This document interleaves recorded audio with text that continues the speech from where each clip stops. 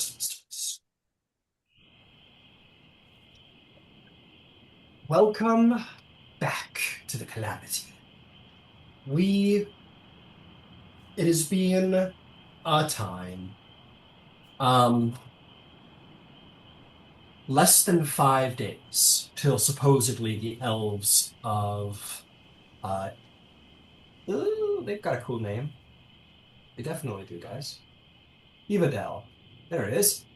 Less than 5 days till the elves of Evadel come and hopefully provide the necessary relief to end the siege once for all.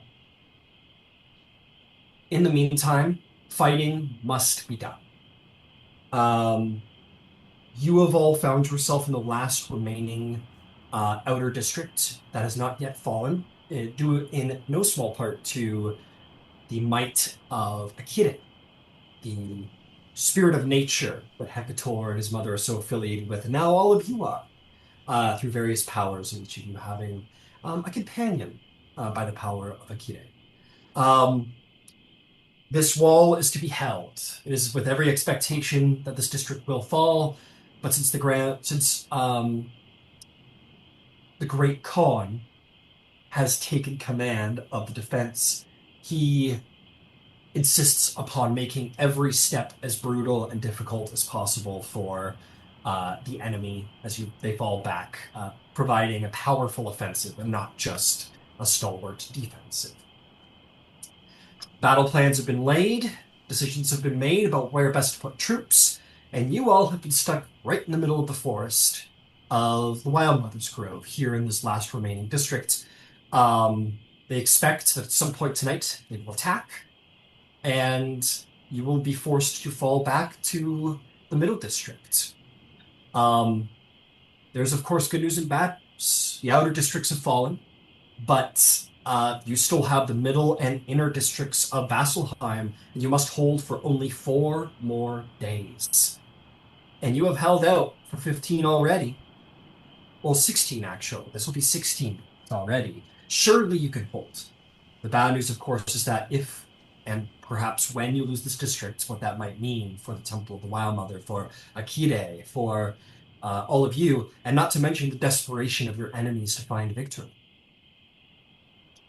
As we come in tonight, it is those hours that I think you're all unfortunately growing accustomed to, the late hours before the fall, the calm before the storm. You all sit out under the trees. You're in Vasselheim, but perhaps not too dissimilar to the time that you spent on the road coming to Vasselheim for once. Surrounded by the sounds of nature, the chill of the wind is stalled by the trees and the nearby wall. Um, the soldiers have even gone quiet. They have all maintained their posts on the wall. The rangers that have been stationed throughout the trees to protect the district from a sort of stealthy approach sit quietly within the trees. And while you look around and find yourself alone here around a campfire, many warriors surround you, but all that can be heard is the sound of nighttime creatures, the crackling of the fire in front of you, and the quiet sounds of your companions sitting around the fire, and all there is to be done for the time being is wait. Wait for the hammer to fall whenever it does. For now, it's just the four of you. So, Dawn's Echo, as you await for this inevitable attack to come, what do you do?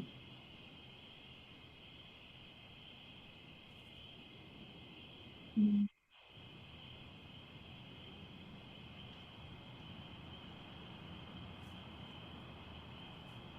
Oh, you know what? Darius sent me a message like ages ago and he told me to come visit him. Um, could I do that Oh, now? no. You guys have been stationed here like in immediate preparation for like a siege that could come at any moment. If you're in a district on the other side of the city, you're not going to be able like you can do whatever you want. It's a role-playing game. And he's out there. So yeah, you could go do it, but you know, you're supposed to be here. There might be consequences. Got it. Got it. Okay. No, I don't really have anything to do then. Okay.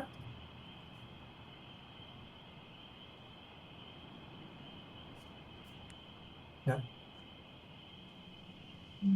Leah, you're thinking about Darius.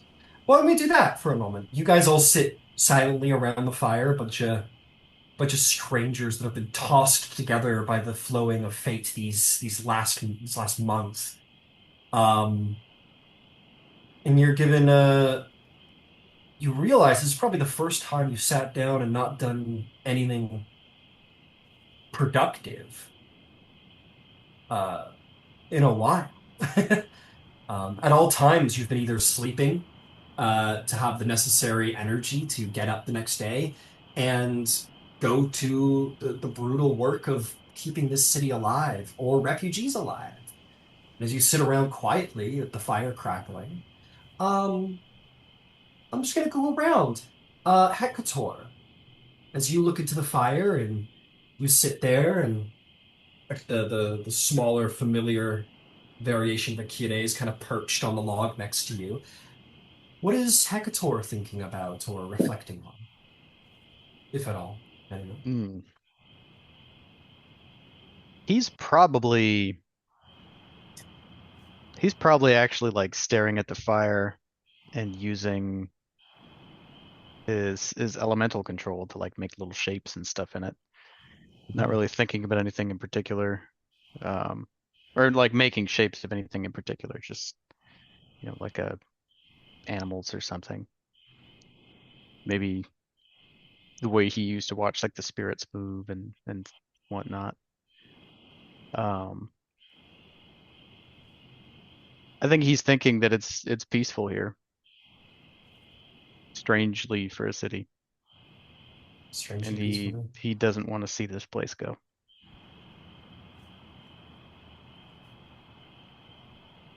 The party might see that.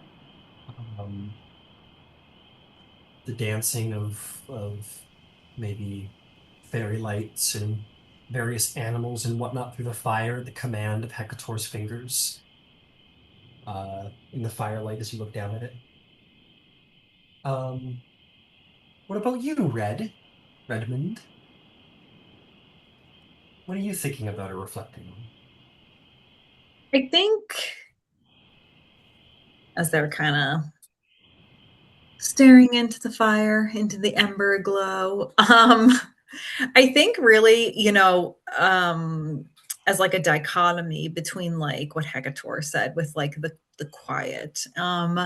I think too they'd be having like I'm not gonna say like PTSD flashbacks, but like almost like to reflecting on like that fire that broke out on the ground like underneath them, right? Like the raging like volcanic things that have happened, whether it's like in quiet like when they were awakened from sleep or like in battle, these like the not to be cute, but like the temperature like continuing to rise and not really yet like fully understanding, I guess, like the source of that or where that's coming from or like what inside them is causing that to suddenly like make itself known.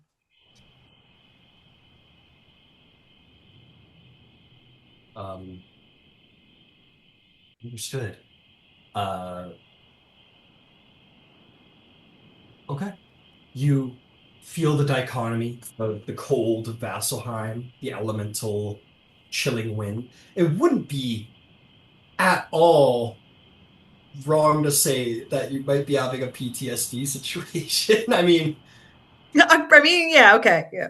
the quiet I mean, Saving Private Ryan, whatever War fucking war flashbacks, movie. I don't know. Yeah. For a lot of warriors, the quiet is the worst time. Yeah. The downtime is the worst time for a lot of soldiers and warriors where they're not doing and now they're thinking. And then thinking isn't always the best thing. Hmm. Um, and yeah, you've especially read in the party have experienced like elementally celestial events, like in your mind and within yourself. And so on, but your connection to the destructive parts of nature has been so tense uh, lately. Yeah, and I think that's what they would really struggle with, right? Because for all they've known up until this certain point, right, it's been objectively peace and calm and a simple, quiet life. And Mhm. now they've been in this and are experiencing, these different emotions, these different, things that are happening to them. And it's almost like kind of surrendering to that and only remembering like in the now time, right? And starting to feel disconnected from like who they were before. Like, this is me now. Like, this is who I have to accept that I am now. And I don't even know if I know what that is or what's causing this. And like, yeah, having like a hard time, like, letting, I don't say letting go or like forgetting the bird they were for the bird they are. Understood. Becoming a whole new bird. Mm-hmm. Understood. Understood. Um, understood. Excellent. Um, Leah, I'll come to you. It sounds like you have something already on your mind, but what is Leah reflecting on as you sit around the fire with these companions? Um, I think there's a lot on Leah's mind. I think she's still grief-stricken about losing her family and friends and like everything she's ever known. So she can really empathize with Elodie in some ways. And she's also like um, still reeling from being being almost executed. Yeah. That was pretty traumatic. Um, the she barely escaped the Callie. Callie, no. Sorry, my dog's barking. No Uh, worries. and she barely escaped that demon. I can't remember his name. It's but yeah, that demon. And yeah, so she's got a lot on her mind, I think. Just all of that's kind of swimming around up there. Of course. Absolutely. And last but certainly not least, Gambatar, the Storm Rider. What's going on through your mind, my friend? Um, I think that he is he is trying to find a center of peace by controlling the pieces that he's can. So his various bits of kit are getting put out, on the ground in front of him. He's he's going over, all of the cinches, all the ties. And as he's going through it, something that probably nobody has seen to this point is, a frayed, leather thong thong knits itself back to whole. Um, lots of little things that are, worn or broken and needs to be put back together, get mended just as as part of, you know that centering ritual of, clean your gear, da da da da da. Absolutely. So you guys see on top of that the discipline of Gambatar keeping himself busy and all of the tools and expertise that goes into what he does being sort of displayed and modified, checked and ready before you. Um, very excellent. Um, I've got a good one. This will be very helpful for me as a DM. I'll go around one more time, and I'm gonna ask a very specific question. So we'll start with Hecator again. Just go in my original order. Hecator. Um, at a certain point, maybe a couple of people are around here in Vasselheim because we all know a city isn't a place, it's people. And we don't fight for stone, we fight for people. So maybe if you'd like, maybe is there a couple of people that Hecator thinks about, a couple of people that Hecator's fighting for?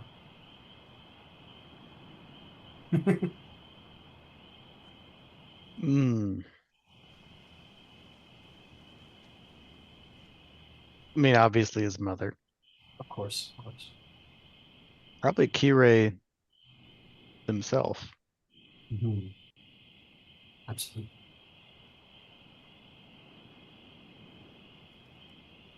And I think you could probably throw Elodie in there currently. Excellent. Understood.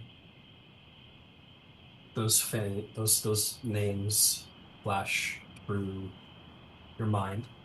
Um, maybe subtly. I'm not going to out you or anything. So maybe in a perspective that others can't quite see, but maybe just before you, maybe those faces kind of flash through the flames, sort of subliminally. They kind of pop up for you, only that you can see. Um, Subliminally, they kind of appear. And yeah, you think about these individuals and what you're fighting. Understood. Um, who did I hit next? I think it was you, Red. Oh, what about you, Red? Is Red sitting here and Red's been fighting voraciously. Who is Red fighting for? Who are there a couple of people that Red thinks about? Oh yeah. So I think through all of this, they have really tried not to give up that hope that their family is still out there, right? Because they got ripped apart when everything was falling falling away. And I think through all of this, and it definitely has not been something they've like really talked about, is um, they have this hope that somehow or some way their parents and their younger sisters got out and are somewhere safe. And so I think that they think about them and like through all of this they have like little like mementos that they keep in their pocket and simple. It's like a bunch of lavender and like a little bell. But yeah, optimistically, maybe naively, they wonder if their family is still out there. Absolutely, absolutely. You think and see the names, or you think of the names and you see the faces. Hope they're still out there. Hope they got out. Um, all of you were thrown together, Leah, Red, and Hector, by the twistings of fate, trying to teleport from different places. But who's to say? Who's to say that the other portals and circles and whatnot uh, that were used to escape didn't lead to other places in example? Who's to say that others didn't get out? Some might say a fool's hope, and others might say just a regular old, healthy, important hope that they're out there somewhere. Um, Leah, I'll come back to you. What about you? Who are you fighting for? What are some faces that flash by for you? Yeah, so she thinks of like the Arc Soul Weaver and Coralon, like and Hmm. what they stand for, music and art. Um, she thinks of Thistle, um, and she also I don't know what her name is. I don't know that we ever got her name, but the she thinks of the dwarf girl that follows her around. Oh, yeah, we never got her name. No, yeah. Yeah. She does think of Mira too. Um, yeah, she absolutely thinks of Mira. And she thinks of the refugees too, like the Cathmoira and Avalier refugees that they traveled with. Understood. Yes. And yeah, bard, performer. I don't think someone gets into entertainment and performance without a certain care for people. And though it is a little above board, yeah, Leah, you have You have a lot of people that come to your mind, a lot of people you're fighting for and you're thinking about. Mm. A lot of people relying on you. And Ganbatar, what about you? Are there a couple of individuals that cross your mind? These four individuals, as they represent all of those refugees, that they are the face of that refugee column. Uh, they were his his responsibility, and he recognizes that he can't be everywhere for all of them, but he is close to these folks, and they represent the faces of all of the people that he didn't get a chance to know, um, but still had responsibility for. Um, I mean, there's a duty to the Great Khan, but that's that's less motivating than these individuals as a representative of that defenseless mass of folks. Absolutely. Gambatar is, I think, a stoic, proud warrior, as it's been seen, and I think that stoic uh, attention to duty and to what must be done. Um, yeah, it sounds like it hides a protective heart, and that is what is war for, but to protect and to help those around you prosper, restore the world. So, um, excellent. Zevrael, thank you for joining us. Are you with us right now, or are you setting up? I'm here. Okay, excellent. Um, I'm gonna come pick on you right now. So Please. you guys are hanging out around the fire quietly, calm before the storm, awaiting for the inevitable attack from the enemy. This is the first time you and your group have been able to sit down in a long time without doing something gruelingly productive to keep the city going, and it's a time of reflection between battle. So my question to you, Zevrael, as you sit here and the party quietly contemplates what is to come, what is Zevrael thinking about or doing, or more importantly, are there any people he's fighting for? Mm. I think in his time on this world, I think he's seen many good people die.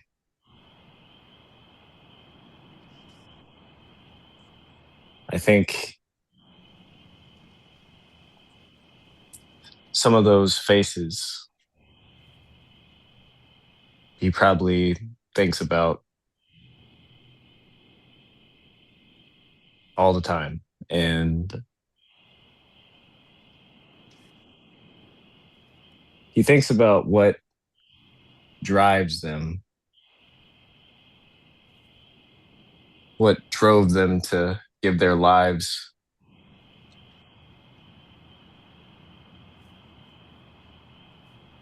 Because to Zevrio, I mean, it's his duty. It's his burden. to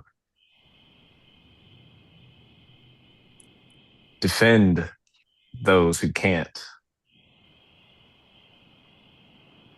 And, you could say that it's his good nature or, just who he is.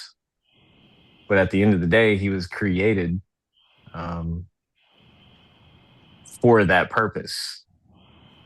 And so those values are instilled in him from that. And I think he might even have a drifting thought of, the idea of being inherently good versus uh, being good, being something that you learn or gets instilled in you. And I think he believes that everyone here, for some reason or other, they are good people. And I think that he is proud to be working alongside good people. That it just so happened that they were nearby when he came into the world. That's got to mean something.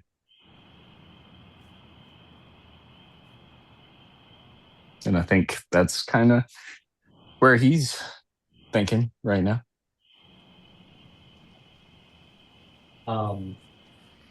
I think as you contemplate this, amongst you all is the carefree spirit of Iota that sort of dances around the fire as Hecator is like making animal shapes and spirit shapes and is kind of fascinated with the fire and um, sort of completely over the head, missing the quiet tension of the battle to come. And oh, what is this? Oh, that's something. That's no, that's. Um, but eventually we'll sort of, and this isn't private. It could be kind of heard quite broadly. Um, and I think Iona will just kind of question and be like, what's gonna happen? Everyone's so quiet. Is everyone sad?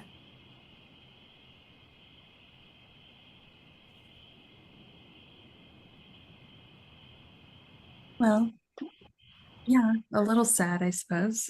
I am, anyway. Are you sad because a lot of people have died?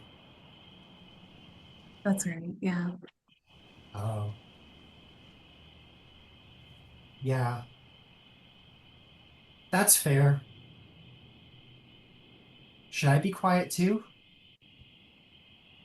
No, I welcome the distraction. Uh, okay. Um, hmm. Okay. Why isn't what can we talk about? I actually have an idea, Iota. Okay. Why don't we go around the fire and we each share a good memory? It could be from childhood or, uh, you know, much more recent. But I think that would be good for us. Cool. Can I pick who has to talk? Yes, yes, Iota, you can be the judge. Yay. Oh, I'm a judge? Okay, I get to pick the best memory. Okay. It's a competition now. Okay, let me see. And then Iota starts like just like flying around like the camp as if making it random. And we'll stop at you, Leah. We'll say, okay, you have to start. Hmm. Well, one of my happiest memories is the opening night of a play that I wrote. It's something that I had put my heart and soul into, and it was the first time I had ever directed a production. And well, of course, I starred in it as well. I mean, naturally, and so it was it was a big moment for me, and all of my friends and family were there, and um, my lover as well was uh, backstage with me. He was an actor, you see, and it was just a perfect night, a perfect performance and culmination. Culmination. I don't know how to say that. Of everything and everyone that I loved. Wow. You're like famous. Well, was famous, I suppose. Cavalier's gone now. Oh yeah, right. Okay, who's next? And then we'll zip off and spin around the campfire. Um, and is gonna stop at Hecator. And says, okay, Hecator, you have to go next. Eh, right. Remember some good times with a friend. Name was Arjeet. Only really met him once for a month. Last replenishment. I was 13 then, and I was making a bit of money on the sides, taking people out into the woods. Show them how to hunt, maybe get a rabbit. Arjeet came by the stand, didn't know him. He had all these maps. I asked about him and he showed them to me. During that month, he taught me how to read the maps and I showed him the woods, how to move. He was part of some merchant company in the sky, the Golden Sights, I think, or Avalier. Good friend though. I hope he's still alive. Out there somewhere. He'll actually take his maps out. These are actually his. Kind of lay him out. Gave him to me. Some good times though.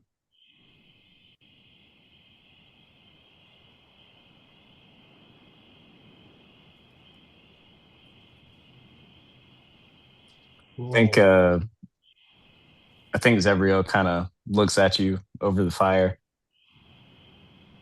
He has kind of a hmm, uh I don't know how to describe it. He just has that look of like understanding,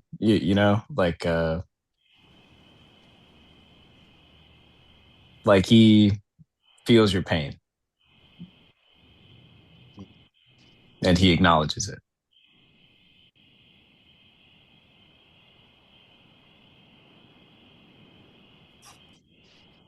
Right. All right, Iota. Oh, okay.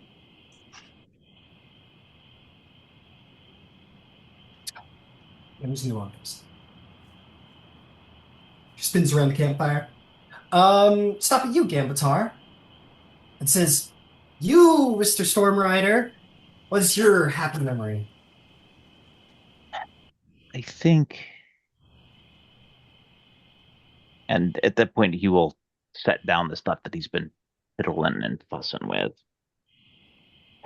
I think my happiest memory is when I came of age. I was 10 cycles old, and my grandfather, Temujin,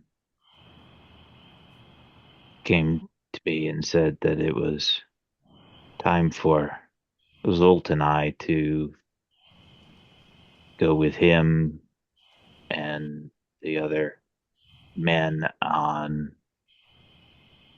a hunt to round up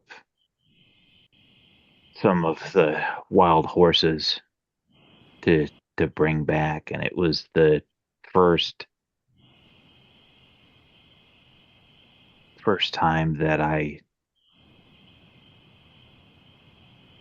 was treated as an adult.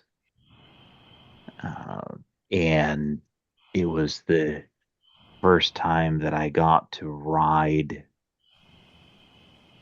with the other members of the clan, and you had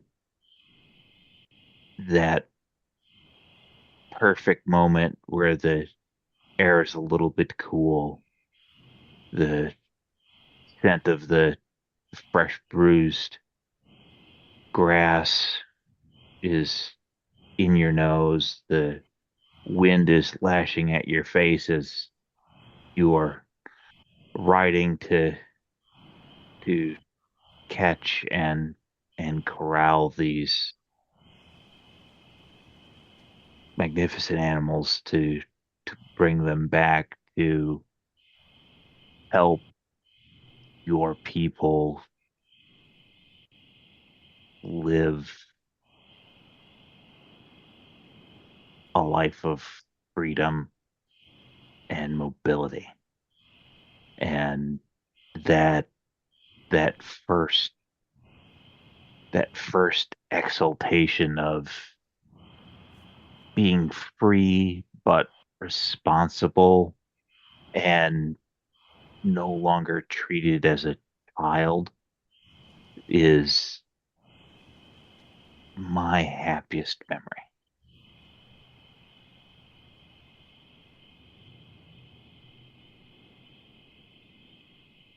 And when he gets done with that, he will pause, exhale, and then go back to sifting through his various gear. But it happens so much by rote. It's one of those pieces where he's paying attention to everything else and his hands are just busy.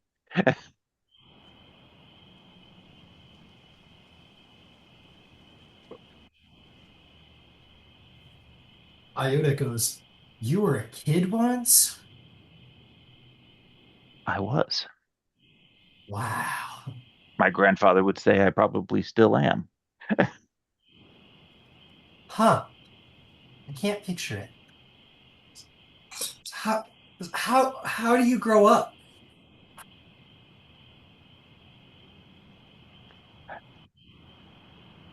Day by day, same as most other people, and all too quickly. As a Okay.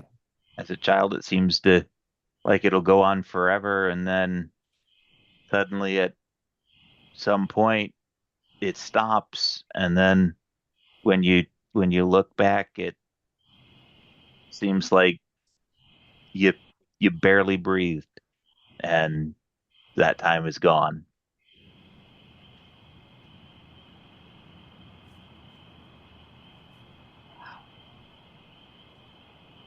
Okay. I'll try and remember that. Wow.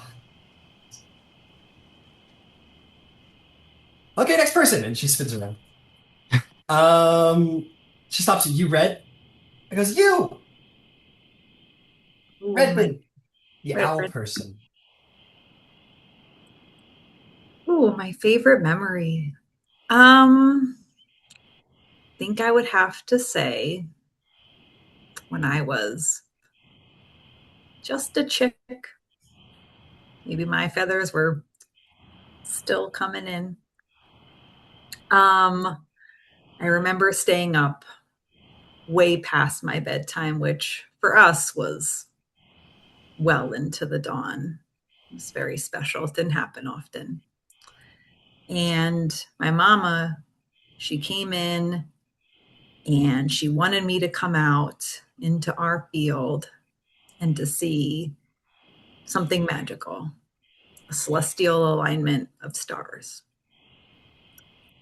And we went out to our field, which at that time had been kind of dry and barren.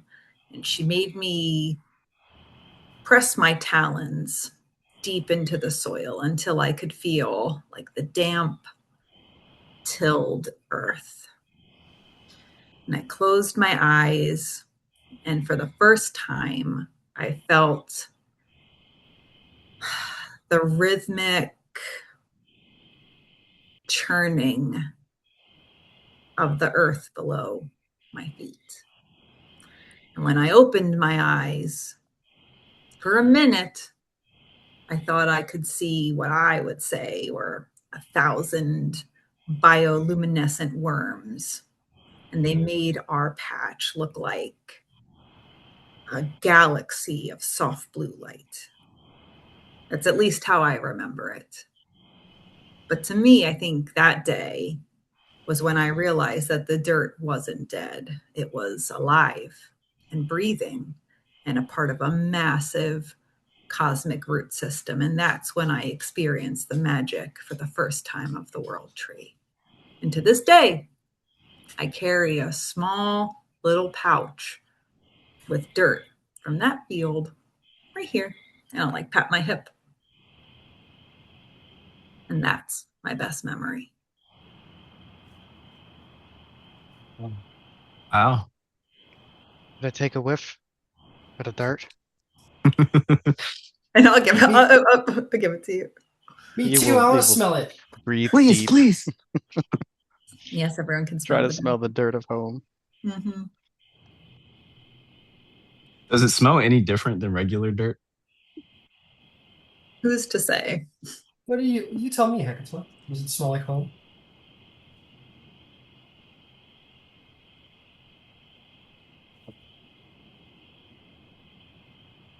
I think so. I think it's a bit more distinctive. Hmm. Maybe a bit sweet. Like tobacco undertone. Mm. In fairness, nowhere you've been in Vasselheim, or excuse me, Isira, the continent, the biome is very different than yours. So, very fair. Um, Iota basically just makes the sound of smelling and goes, ah, I can't smell it. And then sort of flies away. I'm just kidding now. I don't know why that reminded me of in Frozen when Olaf's like, I don't have a skull or bones. Yeah, that's Iota a little bit, yeah. Iota will spin around the circle and will fly up to Zevrael and then shoot up into the air above the fire and go, it's me, it's my turn. It goes, my favorite memory. Um, my favorite memory. Oh, I remember when I got all ate up by that big scary cat.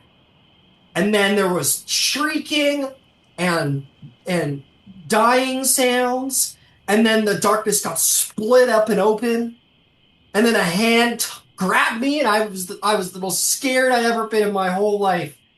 And then I got pulled out, and then I met you guys,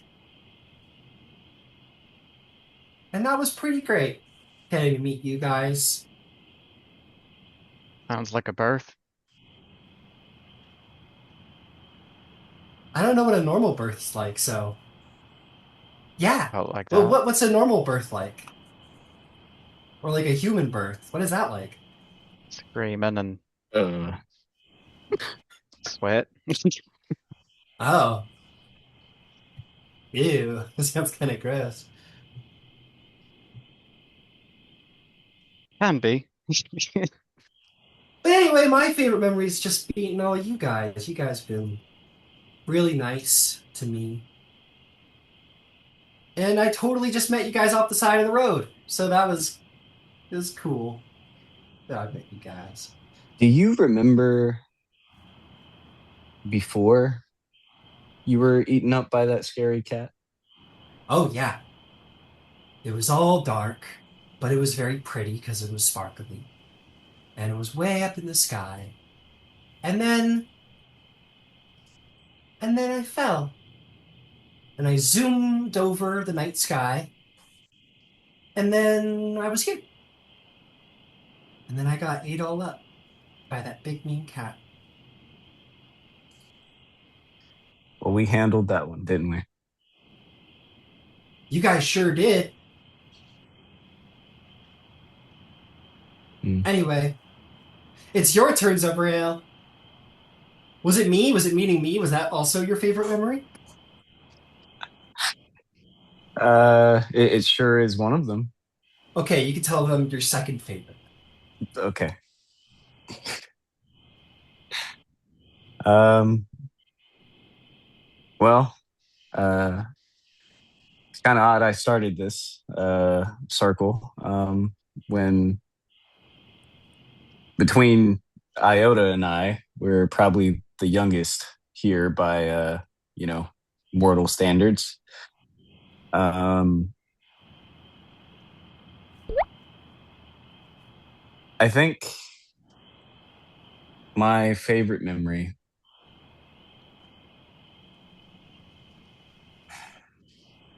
my favorite memory would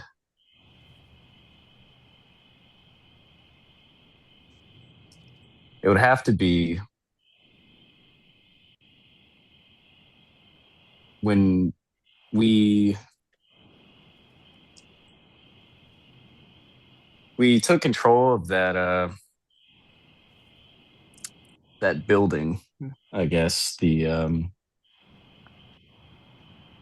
uh the Slayer's take or whatever it was. And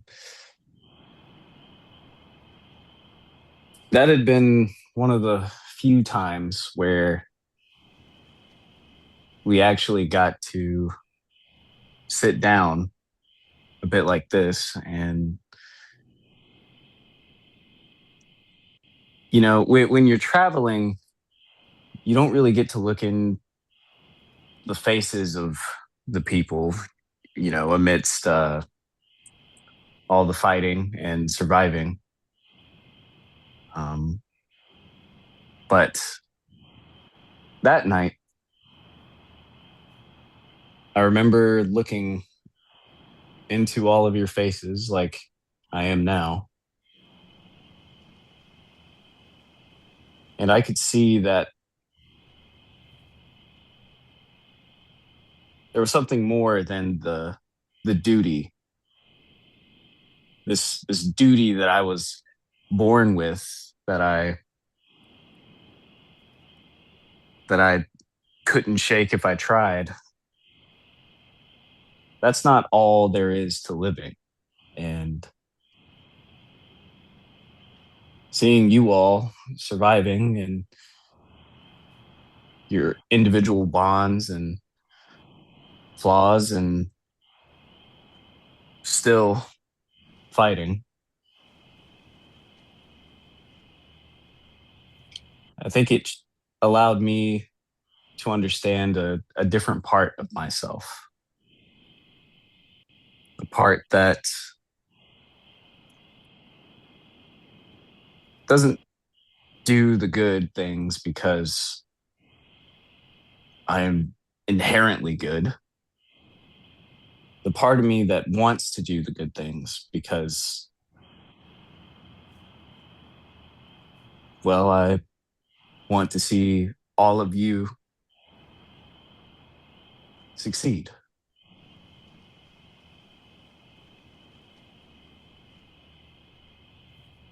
And to be fair, you all are my first and only friends in the world. So,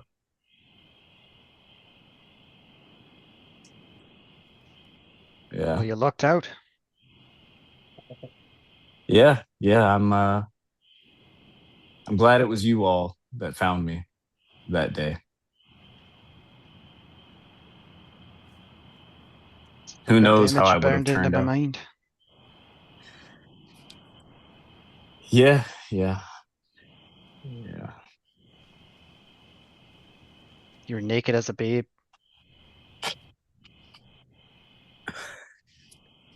Yeah, I was.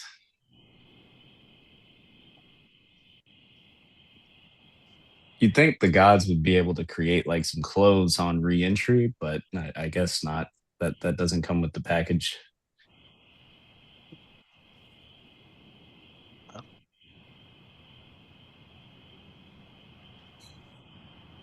But yes, I suppose that would be uh, my contribution. That was such a big memory. Yeah, sorry You're about that. so no, you're so full of you care a lot, and that's pretty great.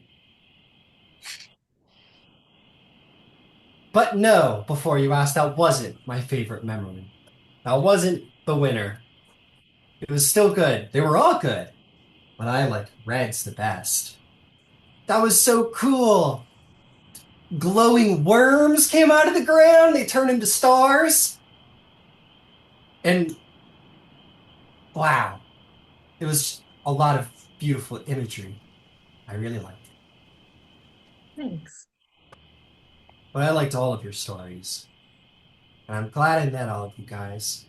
And I'd die for you guys because you're my family.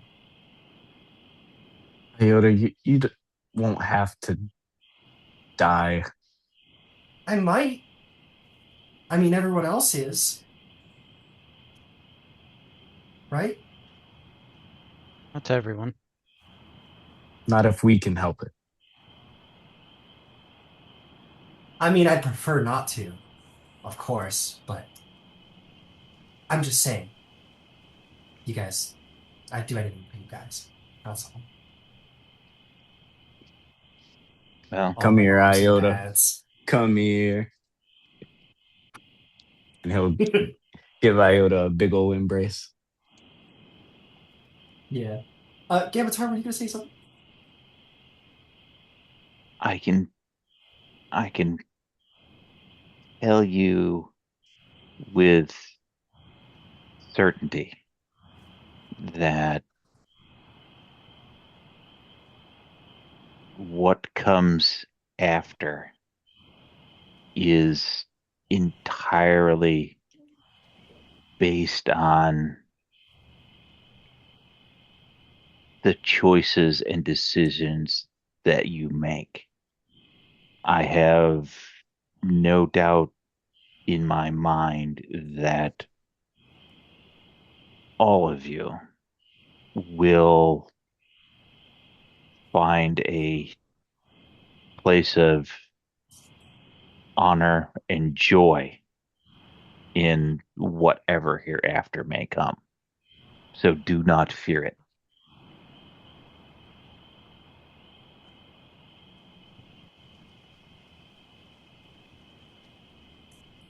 You talking about Vasselheim or No, whatever's next?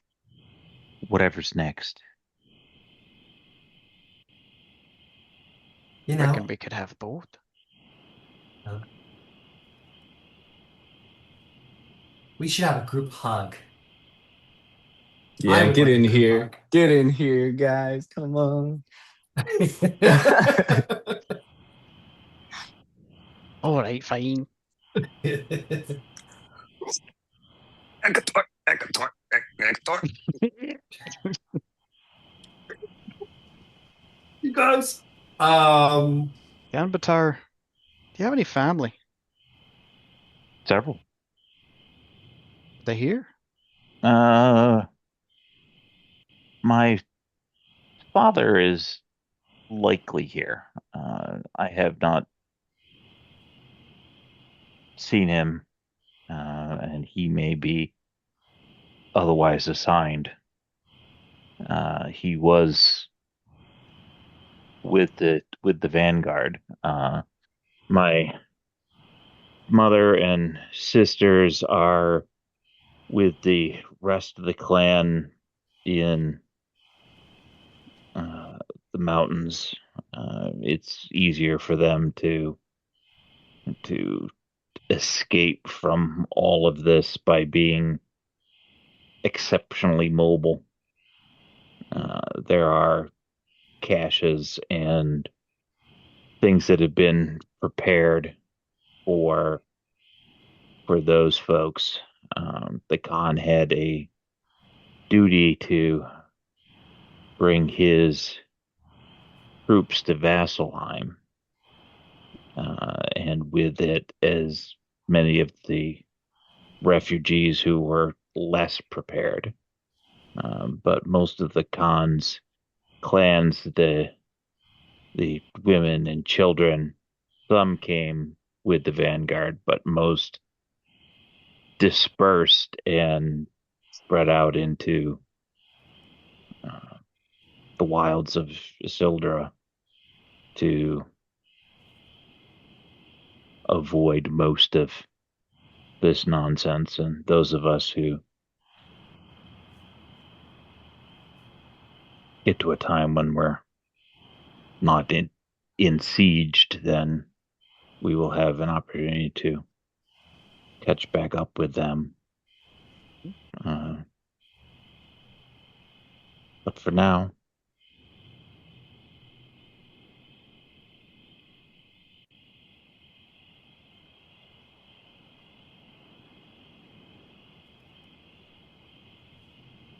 I tell you all something that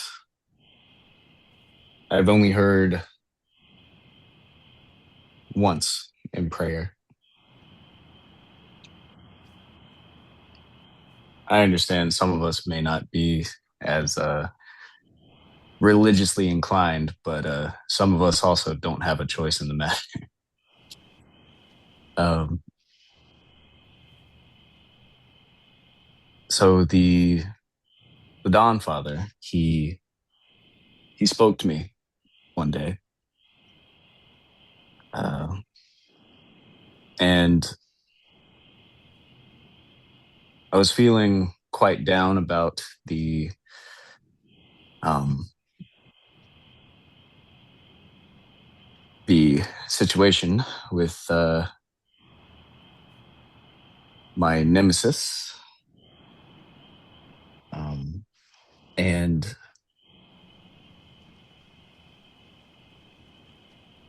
he gave me some advice, a purpose, and well,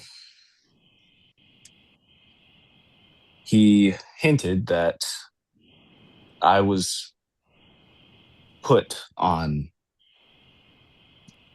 this world not to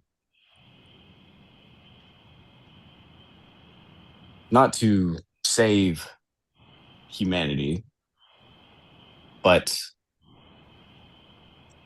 to ensure that the mortals of this world have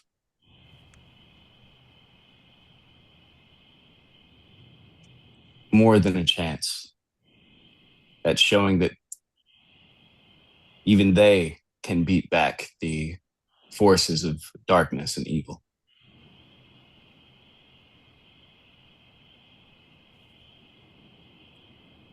And I think that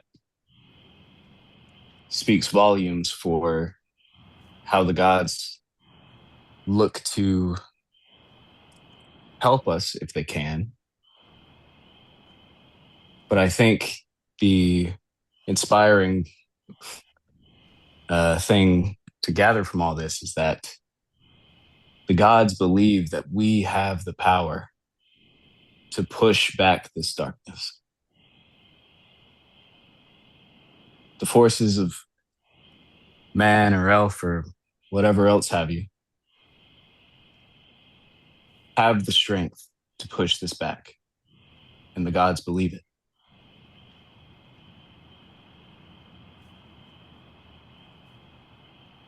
So we can do this.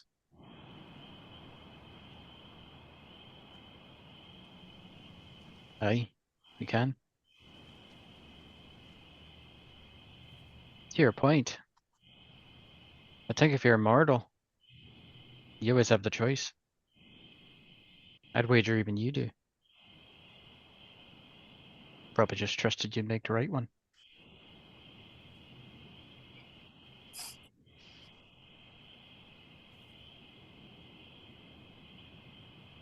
Hmm.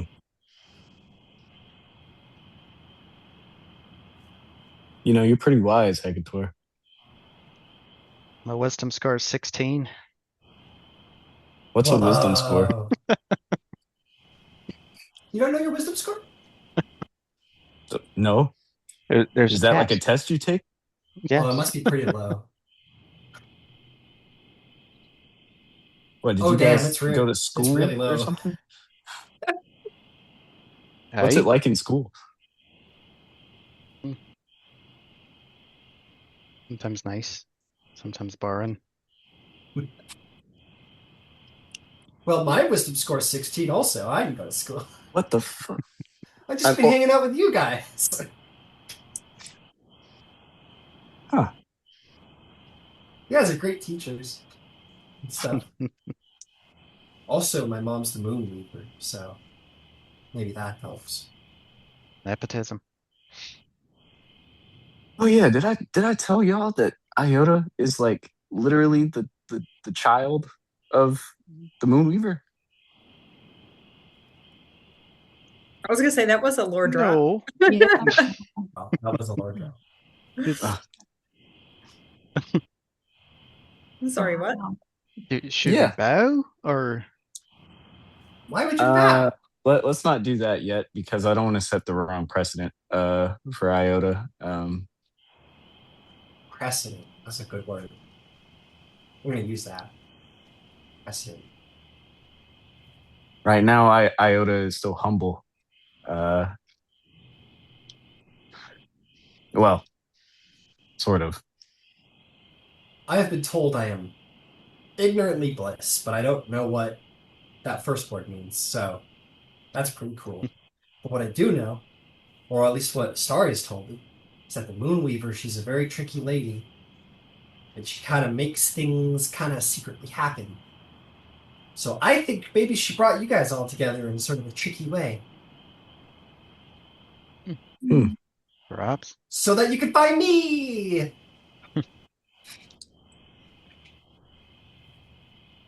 Could be the will of the gods. and birth Could be me from fate. inside of a cat. Yeah. Yeah. I was a slick cat too. Yeah, I kind of wanted to save the cat if I'm being completely honest. Oh, But I mean, I'm glad that you were, you know, uh, you were. What do they say when it's Consolation, no, a happy a happy accident. yeah, yeah. Oh, great.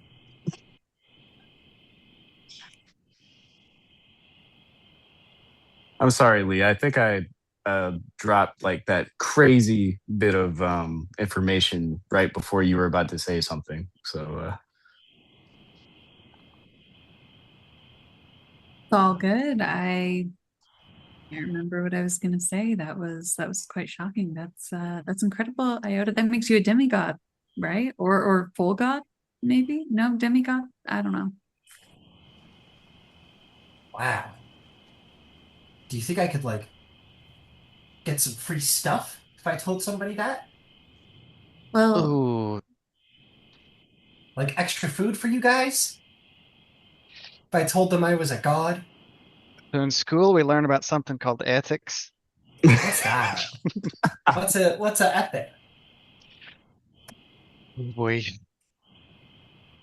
I don't think I'm qualified for that. Let me go find me mother. Okay. Anyway. Um, I'm gonna say it's at this point you guys hear someone approach the camp, the sort of gentle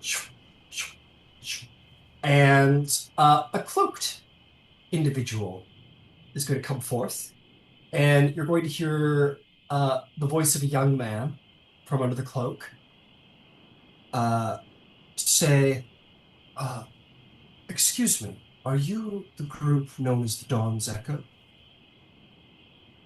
That's us. I see. I would like to surrender to What's he look like? Surrender. you. He will show you. He says, "Yes, surrender," and he will pull back the hood. And you are going to see a very gaunt, red skin, yellow-eyed, with a slit eyes, curling horns, uh, from under the hood, like scarlet red, like as devilish an individual as you've probably seen. Um, and he sort of kind of will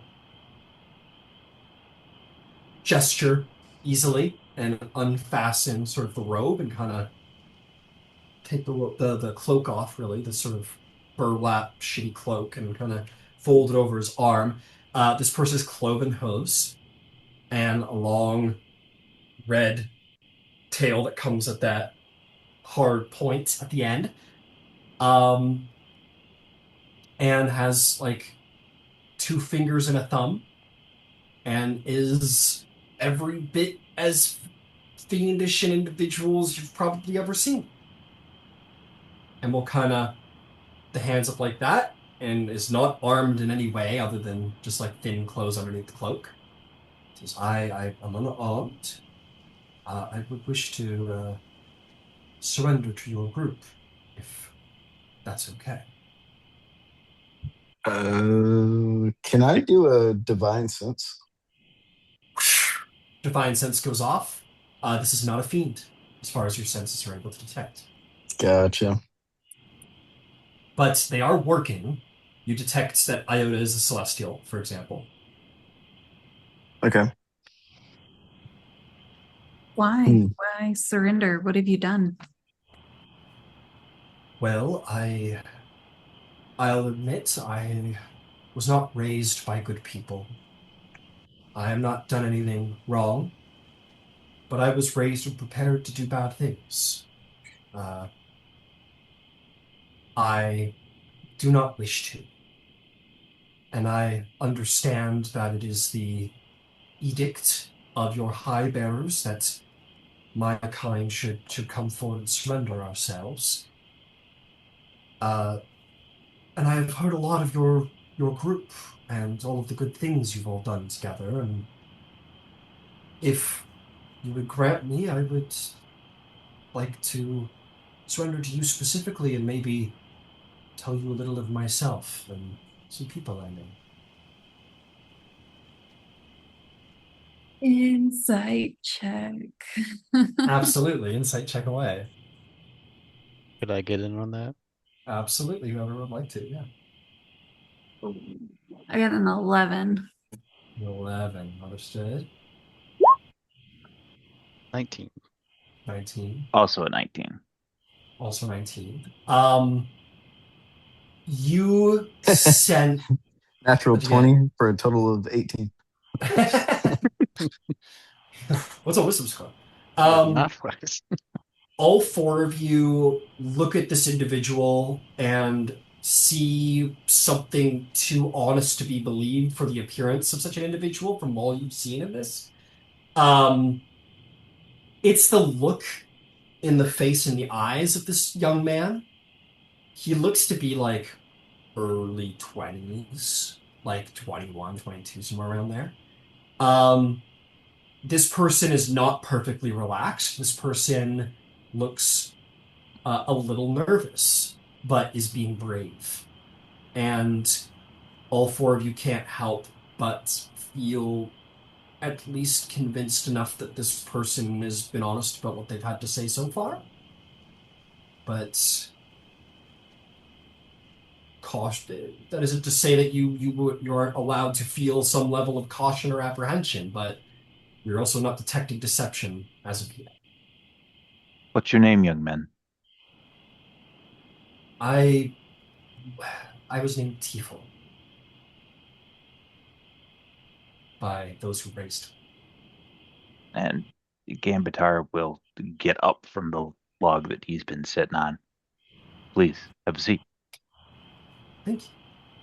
Almost looks a little relieved, and maybe slightly surprised at the kindness, the forward kindness.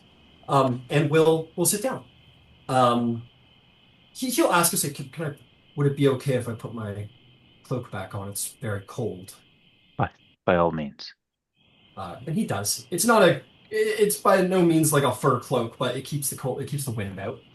And he puts it on. He will sit at the fire.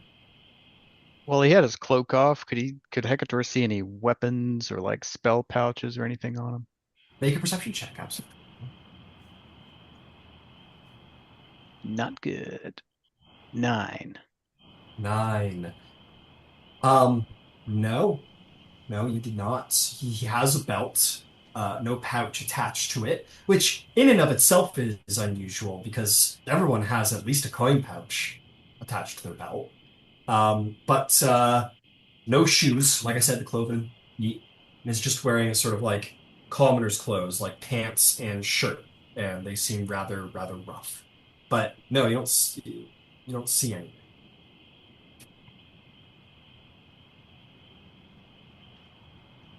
Uh, yes, Leah. Hmm. So this guy shows up and we're just about to start a siege. So I'm a little suspicious of the timing. Can Very I fair.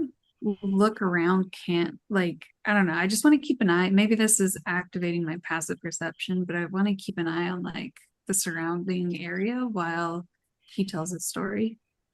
Yeah, I'll tell you what. Why don't you make me an initial active perception, and then you can have your passive on thereafter Okay. for initial sort of scan. And can I ask the individual if he would consent to a zone of truth? Sure. Just a second. Leah, what did you get? 20. 20. You look around to the best of your ability. Admittedly, it is dark. Oh, but you're an elf, so your 60 feet of dark vision don't pick up anything. Mind you, it is dark, but on top of that, you'll also note that there are rangers about, hidden in the trees. So there's probably like a really good chance that right now there's several drawn bows pointing at this young man. But no, you don't see anything as of yet. No, is the answer. What's your passive? 15. 15? Understood.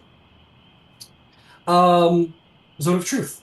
He will say yes. He says, very well. I do not wish to diminish your spell power, but if you wish, yes, I consent.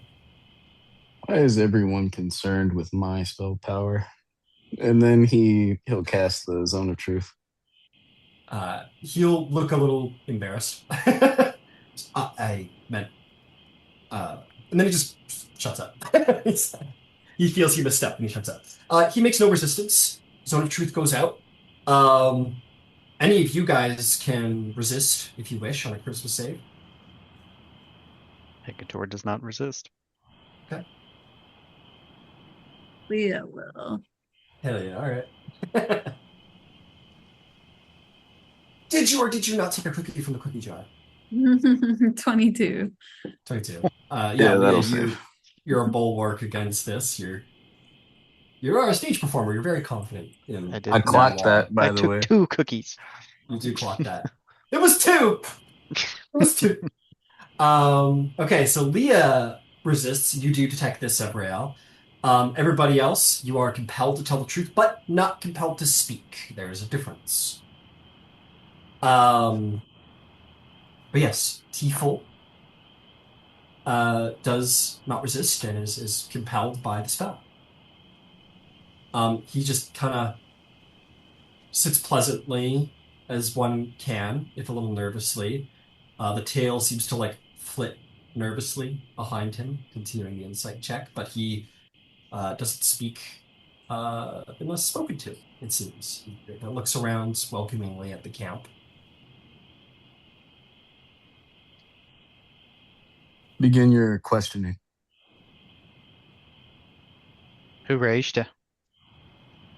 I was raised um, by people like me, hidden around Vasselheim for many years. This siege has been planned and expected for a long time, and me and a great number of my kin within the city were expected to take part in this siege on behalf of uh, the enemies at the walls. And they're our creator, Who is your the Lord, creator? the Lord of Hells and his minions. What was your job on the inside There, to help with the siege? there were many jobs set for many of us in many different ways. Some were brutes, meant to be muscle, others were meant to perform more subtle actions around the city and manners of subterfuge. And he seems uncomfortable admitting all of this, but does. It says things from arson to assassination and so forth. Many, many, many dark deeds. And many of those have been carried out already to various levels of success around the city, which I am sure you are well aware, and various levels of failure, of which have led to understand, I believe you are personally were involved in. And may I say I am glad about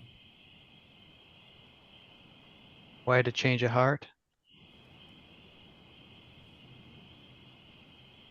it. It doesn't. It's one thing to be raised and told something your whole life, and then it's another thing to observe the truth of what's behind all of that, which is the violence and the,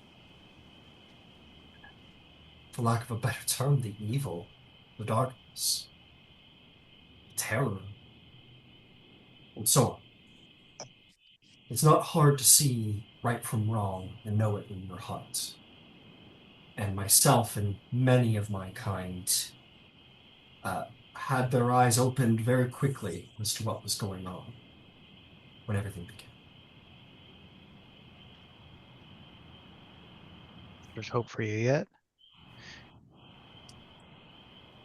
To whom do you owe allegiance, if anyone, or anything?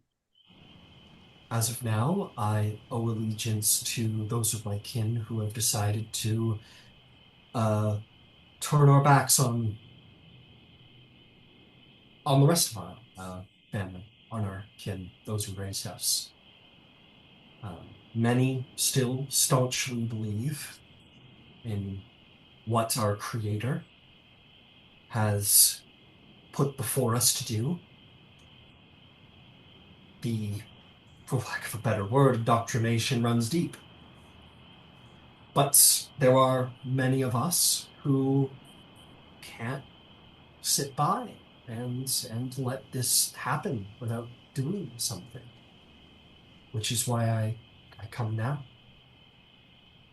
That there has never been a more desperate time in this city, and for all the little bits of good some of my people have tried to do here and about, uh, I come forth and ask you to use me how you see fit, to whether that's imprisonment or execution or whatever else, but gently would like the opportunity to help. Would you put yourself at the hazard for the people of Vasselheim?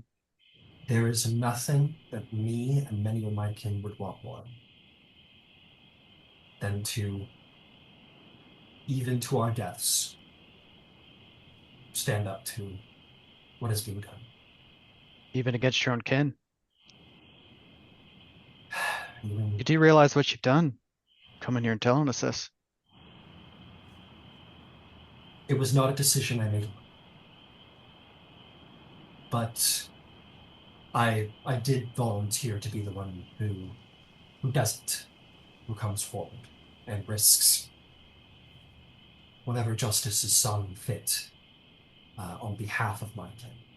I come with an offer of aid, but understand that that is probably very hard to accept, which is why I've come here as opposed to your Grand Arbiter or other more um, distant personalities of the city's defense. You all are well known.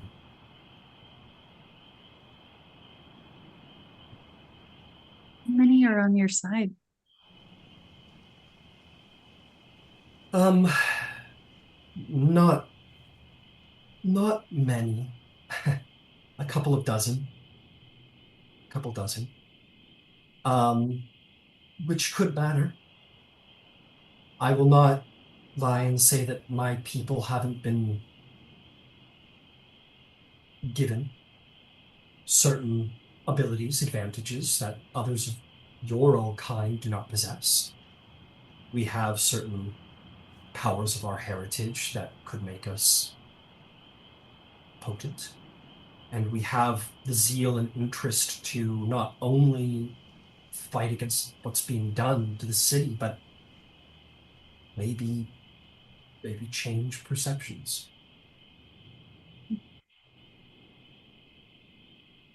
Are you told to surrender by anyone other than your own means?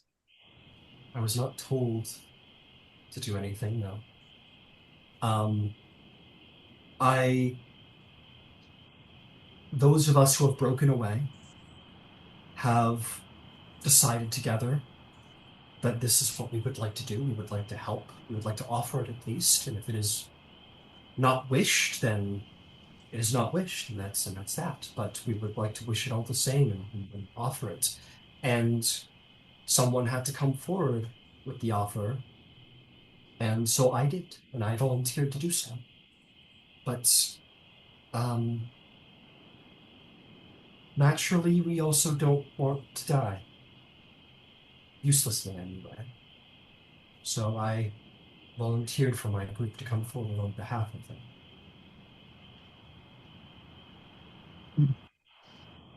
Where are the rest of your people? I would respectfully like to um, not answer. If that's okay. Would you be willing to swear yourself to my service? May I ask what that would entail? Yes. Yes, I would be interested to know what it entails, but I have come forward with this offer and I mean to make it, so yes. What it entails is defending the people of Vasselheim to the best of your ability, to be willing to put your life in jeopardy on behalf of the people who can't defend themselves, to push back against this Council of Darkness that seeks to throw Vasselheim into the depths. I cannot swear on behalf of my group as I don't believe that's how that works, but I can and will and would. And my voice is loud amongst my group, so You seem quite young to be a clan speaker or whatever such. I am. Um, I, there's a term. Uh, you can uh, old dogs, new tricks, something like that. I think that statement speaks in and of itself to the how old age can be a stubborn thing, can be hard to train, not impossible, but hard someone of advanced years to go back on their old ways. And those of my kin that have broken away and myself are young. But it is the idea that it is the young who um, have new ideas. So there are not, no, there are not many amongst us who are old. Some fall from grace, others are pushed,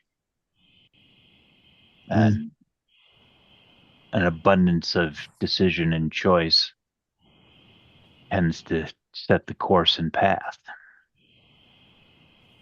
I I come from a very complicated background where I love and appreciate the people who raised me, but I cannot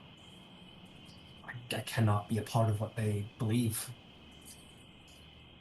And they have been set into those ways long ago with great force and intention by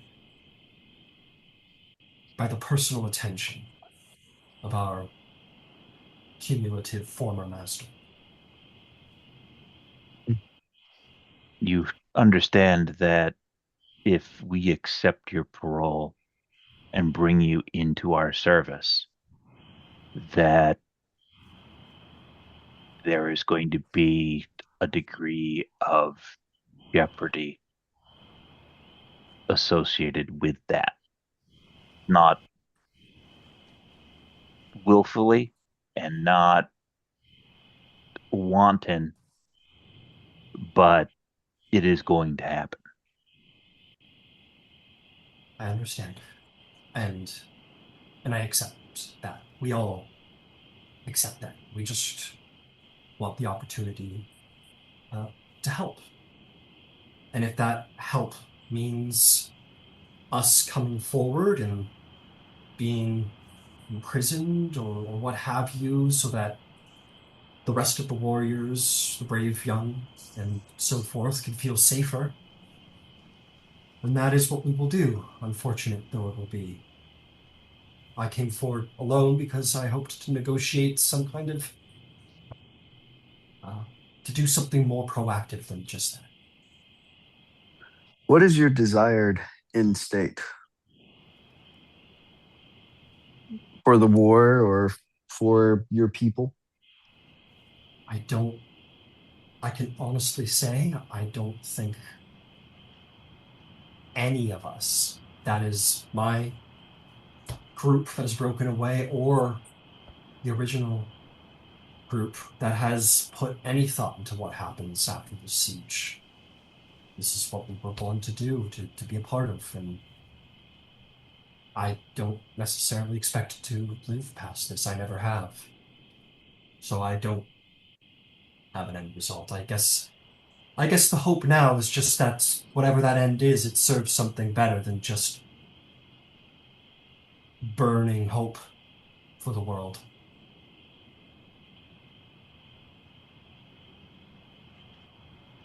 Well, I'm convinced. Would you like some food or bedding of any kind?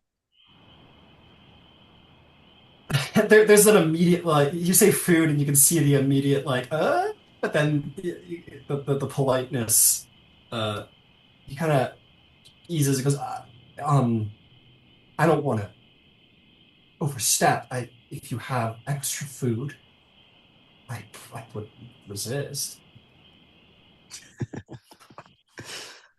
All right. We'll see what we have. Does anyone else have any questions they would like to ask? No, but I have marching orders. I have another question. Do you know what your evil kin intend to do, and if we can stop them? You have any like insider knowledge? Um, I was somewhat low in rank, and as you might be able to imagine, a deep level of scrutiny was put on those who were brought into sort of the inner trust. Um, Many of my group were not. We were expected to follow. We were the people are putting ourselves on the line. I wish I had more, and I would give it to you if I did, if I knew of specific plans they have, but very, very closely guarded plans amongst the elders. Um, we tried at different points to leave information about our darker half to your leaders, and I believe some of those had merit, but as of now, we've broken far from them in these last couple of days. We do not know what plans they have. There's a good chance they might have even changed them out of security. I wish I had more. I'm very sorry. Do you know where the next in rank is? No, they they've changed locations since it became apparent that some of us have broken away. Are you in danger from them? Probably, probably. We've had to hide from everybody, our own kin, those who taught us how to hide, and all of you.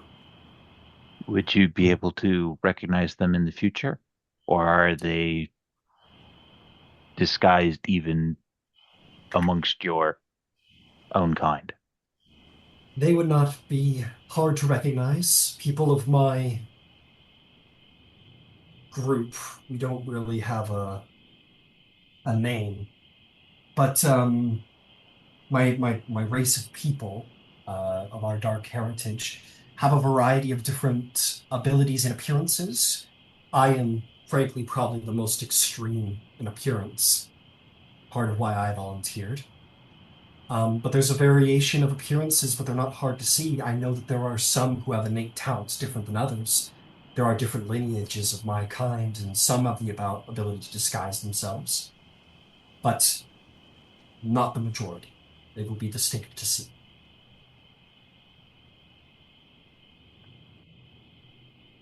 Last question And I've got. You oh, want to go go ahead, ahead, Eric? Red. No, go right ahead. Okay. Last question I've got. Do you have hope? Do you think we can win? Oh,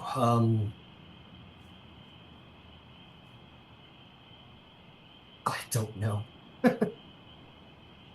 I don't know.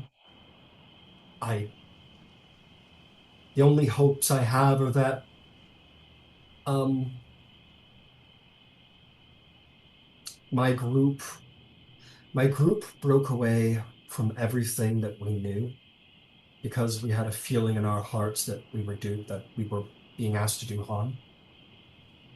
It took a lot of courage and a lot of convincing to do that, to break away from what we've known, to possibly help people we've been told are enemies our whole lives. I guess the only hopes that we really hold is to do something worthwhile with what our courage has bought us so far, which it hasn't, frankly, been much. And Gambithar will look away from this young man to the others, and So I could give you privacy if you want me to just step into you the. are you're fine. There's nothing I'm going to say in front of you that I don't want you to hear. Right, sorry. I am willing to accept this man's parole based on what he has said here. I am willing on the behalf, not on the behalf of, under the aegis of the Khan to put him in charge of these other breakaway elements, but I need them to operate in proximity to us so that when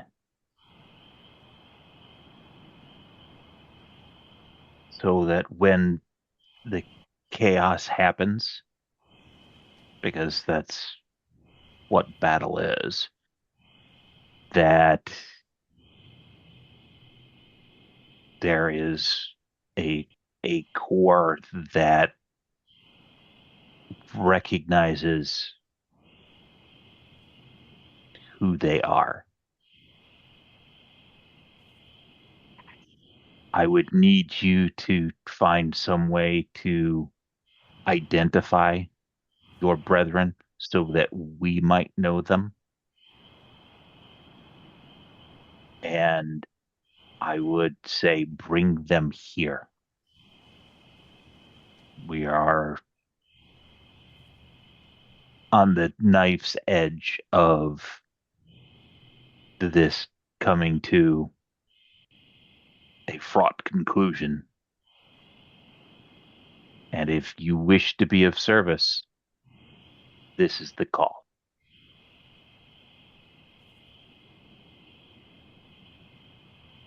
Thank you. Yes. He's almost jittery. He didn't expect this to go this well. Yes, absolutely. Absolutely. May I, as a suggestion, to distinguish ourselves, we don't have much, but we can broadly mark our shirts or armor or what have you with a mark of the maybe one of the prime deities. Uh, if if that is a functional distinguishing factor. And Gabriel or Ganbatar will look at Zephyriel and say, sun would be easiest to do. A half circle with radiant pieces would be an easy symbol to recognize, and one that's unlikely to be used on short notice. Well, Do you have an objection, Zevriel? No.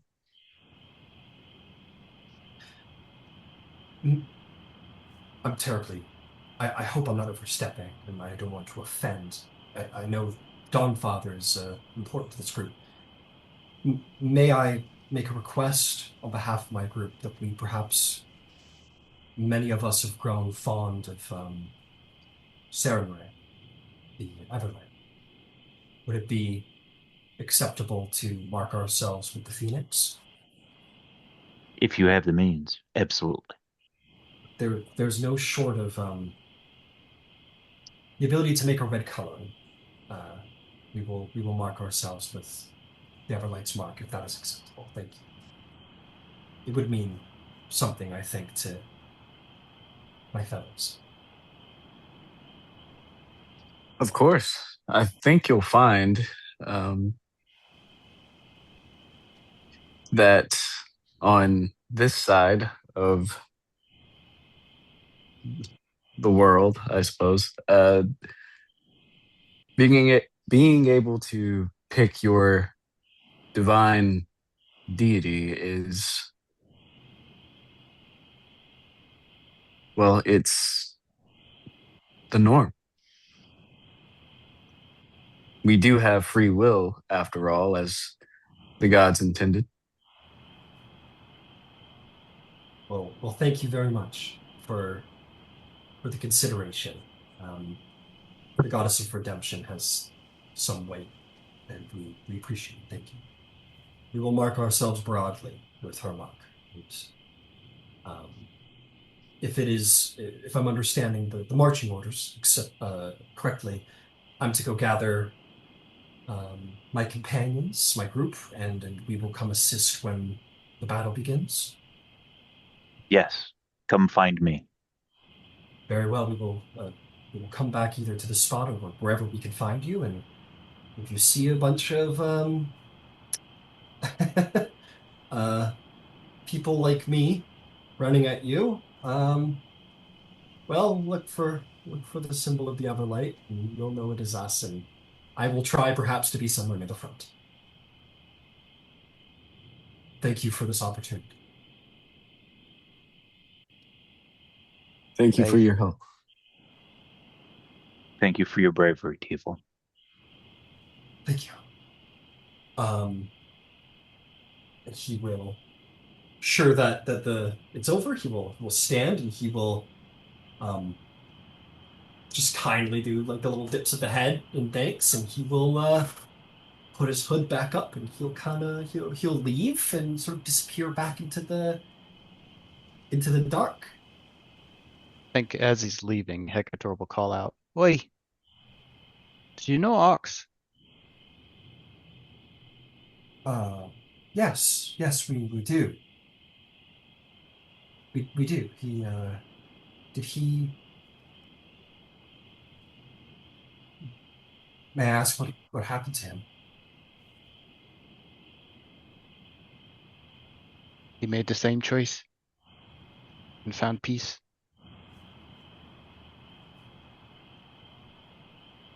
Go on.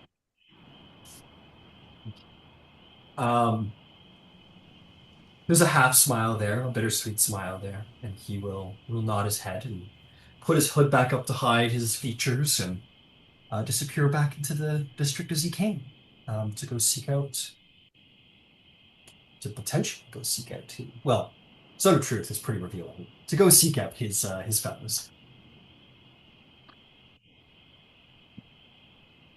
I hope I didn't overstep your authority, Zevriel, but if they're to be having a chance to prove the validity of their words through action, I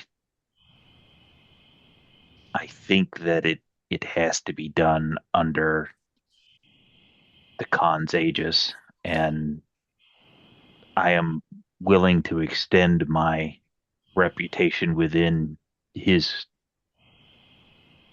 within his court to buy them that opportunity.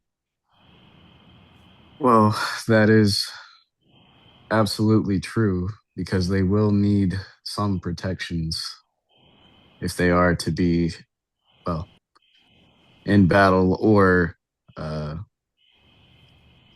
within proximity of the citizens of Vasselheim. And you're not stepping on my toes, Gambatar. You are the spiritual leader for many of the men, so some of that Well, would be under your purview. I suppose. But men can't just rely on their spiritual health to be good fighters. And he kind of nods at you with a grin.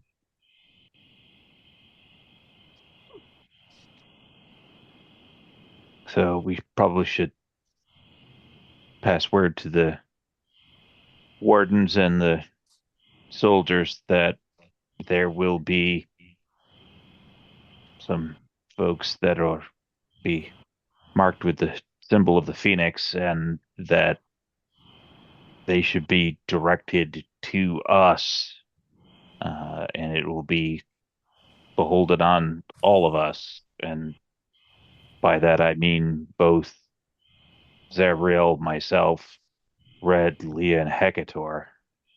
We were here to hear that young man's words, and we're going to have to serve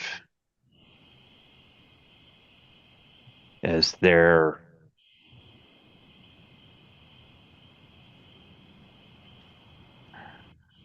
conscience until the proof of deed has been made. I would say And so. and likely after, because given the given their nature, the nature of the siege, the fomenting unrest between the druids and the arcanists, they are going to be a very difficult medicine to take.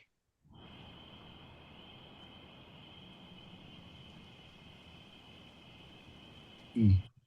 And if any of you don't want that responsibility, by all means, feel free to speak up. Plan to tell the Khan. I will in due course, but I think approaching the con before I can present deeds and action would be a waste of the con's time and focus and a waste of their potential because they would not be given the chance. I am quite literally putting my life and reputation in jeopardy based on the discussion that we just had. A lot of trust. Faith. At, at some point,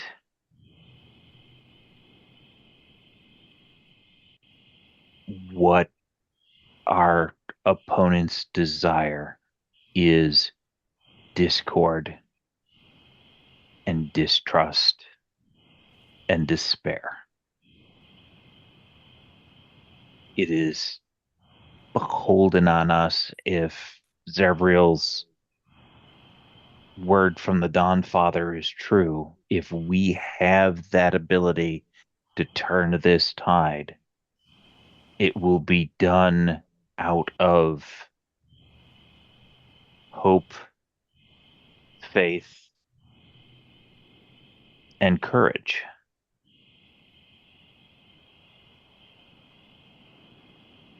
I am Well, willing shite. to I am willing to extend some of that to these people, and if they can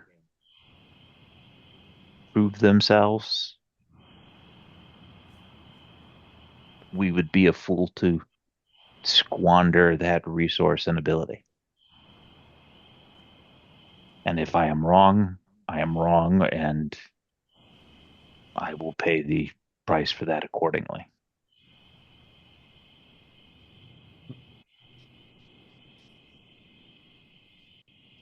Well said. I hope you're not wrong.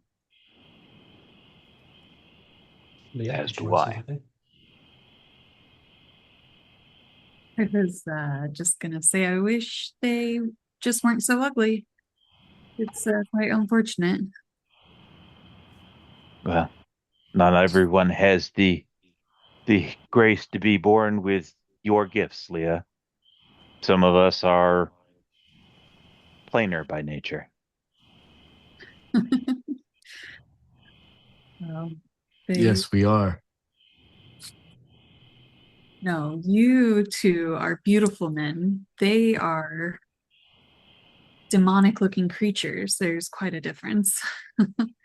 But I do think his heart's pure, and I want to help them. And if it just means vouching for them when they're willing to fight for us. It's not that much to give up. Yeah. Leah, a question. Sure. When I cast my zone of truth on, well, people in the vicinity and mostly our friend there, why were you the only one to resist? A woman does have her secrets. Why should we have any secrets between us? There's plenty I wouldn't want to divulge. Gambertar will chuckle. It is clear and evident that Zevriel has never had sisters.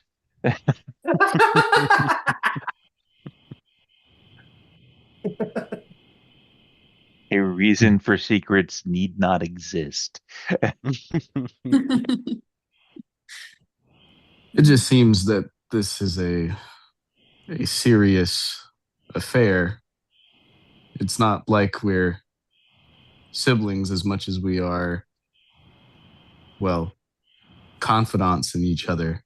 And our success is directly tied to our trust within one another. Hmm.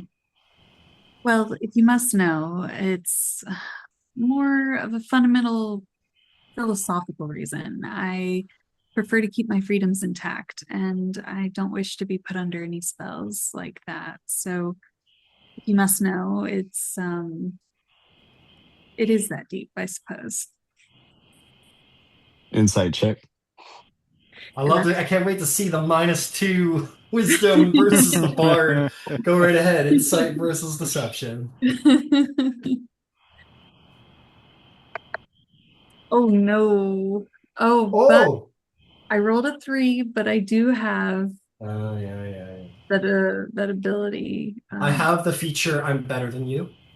So instead, Right, I right. roll a um, what's a 10 plus? So 8, so 18. yeah, 18. Sorry. Yeah, 18. No, it's all good. Let's hear. Did you roll in that 20 there, Zabriel? I clicked on the wrong character. My fault. No worries. Um, Just roll in that 20. I Just do roll, that. just roll in that 20. You Yeah. do it all the time. All right. Just do it. The There you go. the opposite. I'll Oh, use no. heroic inspiration. All right. Oh, yeah, he got a -1. Yeah, he needs a nat 20. Yeah, not this time. I'll get you, you lying son of a Uh, bitch. on a 4, yeah, it just doesn't delete any previous suspicions, but you're certainly not picking up anything extra. It's that sort of like when you know someone's up to when something's going on, but they're perfectly composed, and you're like, I know the face of I know, you know what I mean? Mhm. Literally Shaggy. It wasn't me. Oh man, you're on my toes, but my excuses are not that good. Yeah, I know it's fucking bullshit. Uh, Because the excuses fucking suck. But I'd give her um, deception, but it wouldn't matter, or a disadvantage, but it wouldn't matter. Well, who knows? Maybe the veil's coming down little by little. We will see. mhm. But in the meantime, we are going to say that about an hour passes. Um, the uh, the Hellions, shall we say, they require time to, you know, he needs to go to wherever they are, which could be anywhere in the city. Tell them what's going on, a little chit chat, and then produce these marks. And if anyone knows what the symbol of Sarenrae is, it's like a flaming woman with phoenix wings. So it's not as easy to put together as a sun. But so not an unexpected amount of time for them to not be here. You also told them to arrive in the heat of battle. Um, the Rangers around like heard everything, obviously, but they are they're not as like, duty bound, knights, haha. They're rangers, they're wilder folks. So, if maybe one hangs out of a tree and is like, "Where do you want? I could pass this along, or we could just keep it to ourselves." They like saw the whole thing and they think for themselves and they go, "Yeah, this is you know what you're doing. You're also fucking the heroes of Vasselheim, so whatever." So yeah, if you want this passed along to anyone specifically, you can. Out of curiosity, who might those be? We already talked about it, but I just want to be sure. No, this here.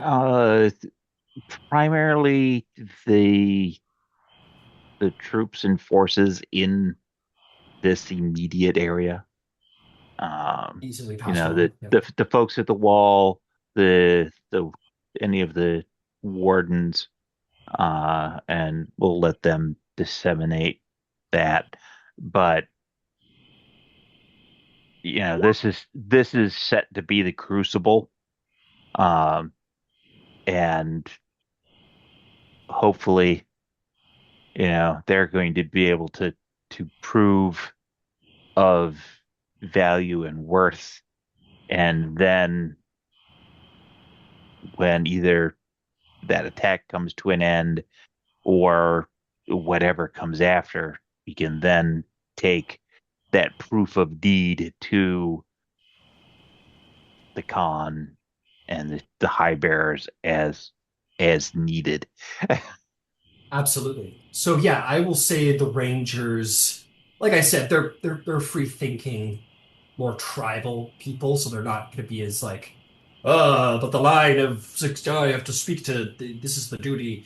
That they will happily have seen what happened, accept it was the right call, and pass it along to the other Rangers stationed within the district, and you know something subtle like observe the sign of Saren Ray, know it comes to our aid, uh, and then guarantee it with your name, Tar. In the name of the Storm Rider, beware the sights of the Everlight, for they come to make war with our enemies. Um, at that point, ding, ding, ding, ding, ding, ding, ding, ding, ding, ding, ding, ding, ding, ding, the sounds, the bells, the movement all comes back, these things that you're well aware of. The sound of battle is coming. The siege is about to begin. You stamp out your campfire. You remain stationed and prepared for whatever is to come. Um, they have flying troops and tricks up their sleeves, and so you have been stationed not on the wall, but behind it, just in case. Um, you hear the echoing voice of the people getting ready for the siege to come. You hear the sounds of approaching violence. And more still, when we come back, we're going to get to the fight. But let's take a break, 15, 20 minutes, and when we return, fight to protect the, thank you, to protect the rear guard, essentially. As the enemy begins to approach, you are going to see surrounded by a number of radiant lions, is going to be the Grand Arbiter.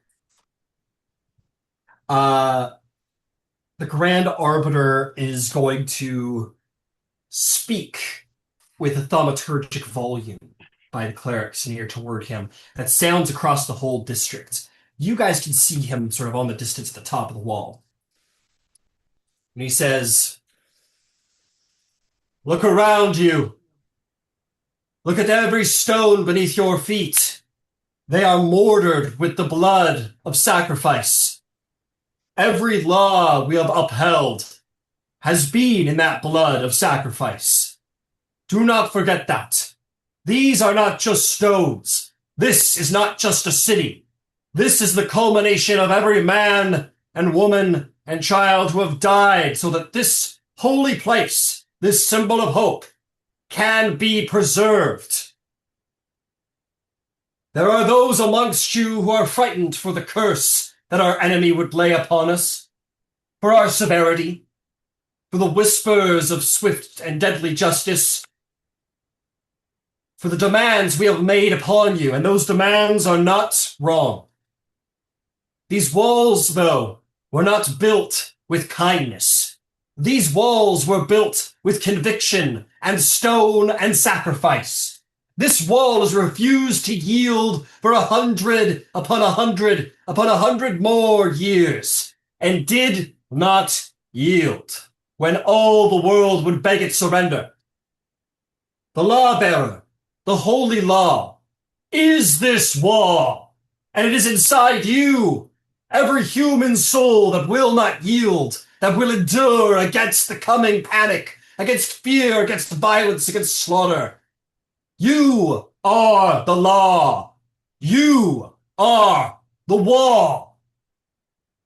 Civilization will not die quietly. If it must die, it will die with a roar. If it dies, it does not die with excuses and compromise. This city holds because of its faith, because it will stand against unbearable darkness as it has since the beginning of its creation. And that evil out there understands this. It does not merely attack our bodies, it attacks our certainty. It whispers with discipline its tyranny. That vigilance is oppression, that duty is cruelty. Because if this wall inside us breaks, then this wall under your feet will soon follow. So do not let them in. Let your hearts be of iron, for law, for justice does not apologize for standing strong against all that would prevail it. It will endure so long as you endure. You are Vasselheim. You are the law. Bring justice and retribution to our enemies in no small measure. You are Vasselheim. Rings out across the wall. Ready! Arrows, fire, death and destruction come. This has perhaps been the hardest point of your careers, is standing back and letting others fight. Standing and being ready for whatever is to come. You wait for whatever dangers are sure to prevail. You, Zevrael, are going to be able to pick out from above the top of the wall, quieter but still rings with great certainty, is the voice of Aurelian Soulbrand, voice of the Dawnfather. Our place is to hold the line! We are the wall! We are Vasselheim! Bear your burden and bring them light! And he will lead his radiant lions further still into battle. Draw swords! The battle rages for some 5 to 10 minutes before anything happens to you guys. Pacing has happened. You guys can feel that the trees are almost still with the tension of the rangers within them who wish only to be there but to battle. But eventually you will hear the sound of whatever horrific trolls or giants or siege monsters finally make it to the wall. And down the line there, you can hear the sound of crushing and crashing. You could hear the sound of them breaching the walls. Blades! And you do begin to see the signs of creatures, monsters rappelling down the walls. Certain points of the walls have been breached by the overwhelming volume of marauders and devils alike. It has been 20 minutes now since the fighting began. Finally, you will meet your challenge on the back line. Some portions of the wall are being patched and reinforced with greater troops, but some have made it over. And coming through the wood, you are going to begin to see an orcish charge comes forward. And we are going to roll initiative. Are you sharing? I am now. Now just do that whole spiel again. No.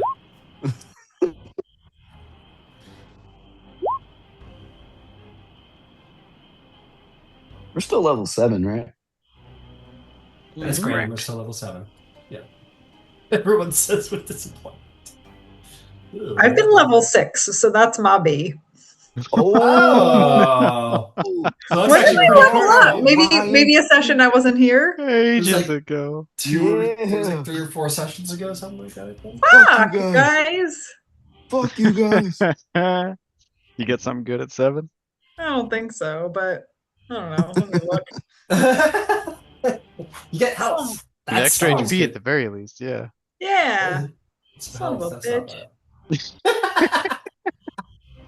You see? All right. Orcs. I'm a hero. I don't even need to roll initiative now. Yeah, you can not roll initiative. You can go. Very well. Okay. So,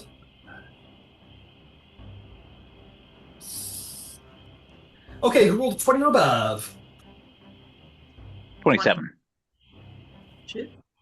Red was 28. Gambit was 27 by the sounds of it. Just 20. I was just 20. Yeah. I was gonna say, I was like, God damn.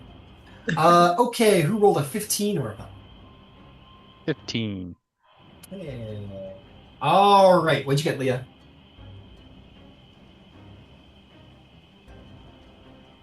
Sorry, 9. 9. How'd you do, Zabrael?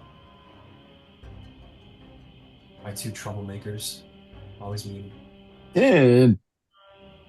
10. All Damn, right. Embarrassing in front of my friends.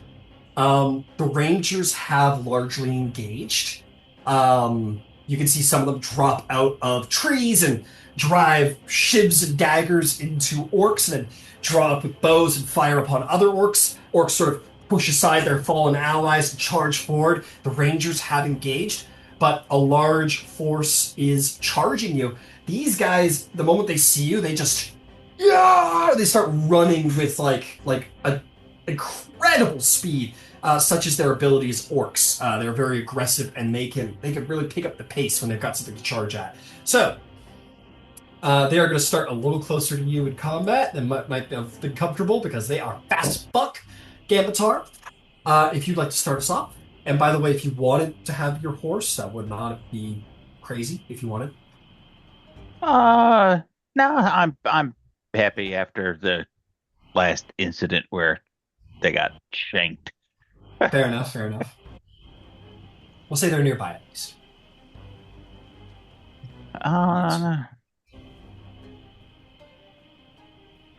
I might as well take the guy right at the lead in the middle. All right.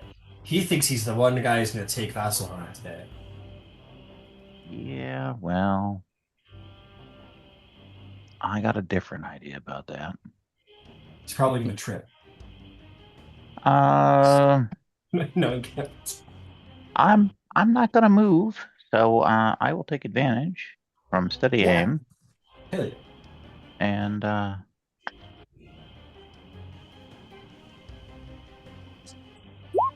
AC 19. Oh, yeah, that'll hit his hot 13 hide armor. He's got going there. Okay. And I am gonna burn a die 6 off the sneak attack for a trip, which is DC 16. That is going to be a 19 to save. Yeah, it's worth a shot. Them orcs are pretty tough. 4.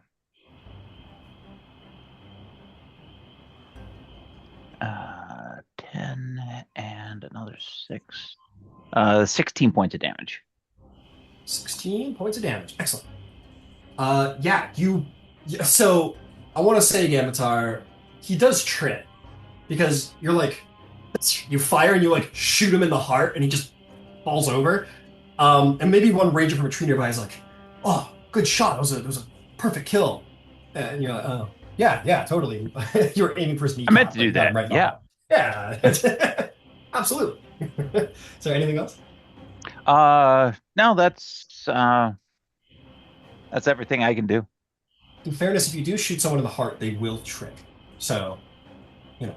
That is true. Okay, Redman, my hoot friend. What would you like to do? My feathered friend.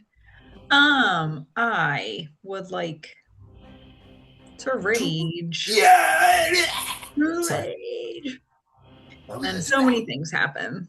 Now I get 7 temporary hit points. Oh no. Holy fuck. I know. Oh Oh my God, it's God. Jason Bourne. Right? And then I'm going to give 8 temporary hit points to Hecator. You look Which is spitefully at precious. Hecator for that 1 extra 10 point. That's right.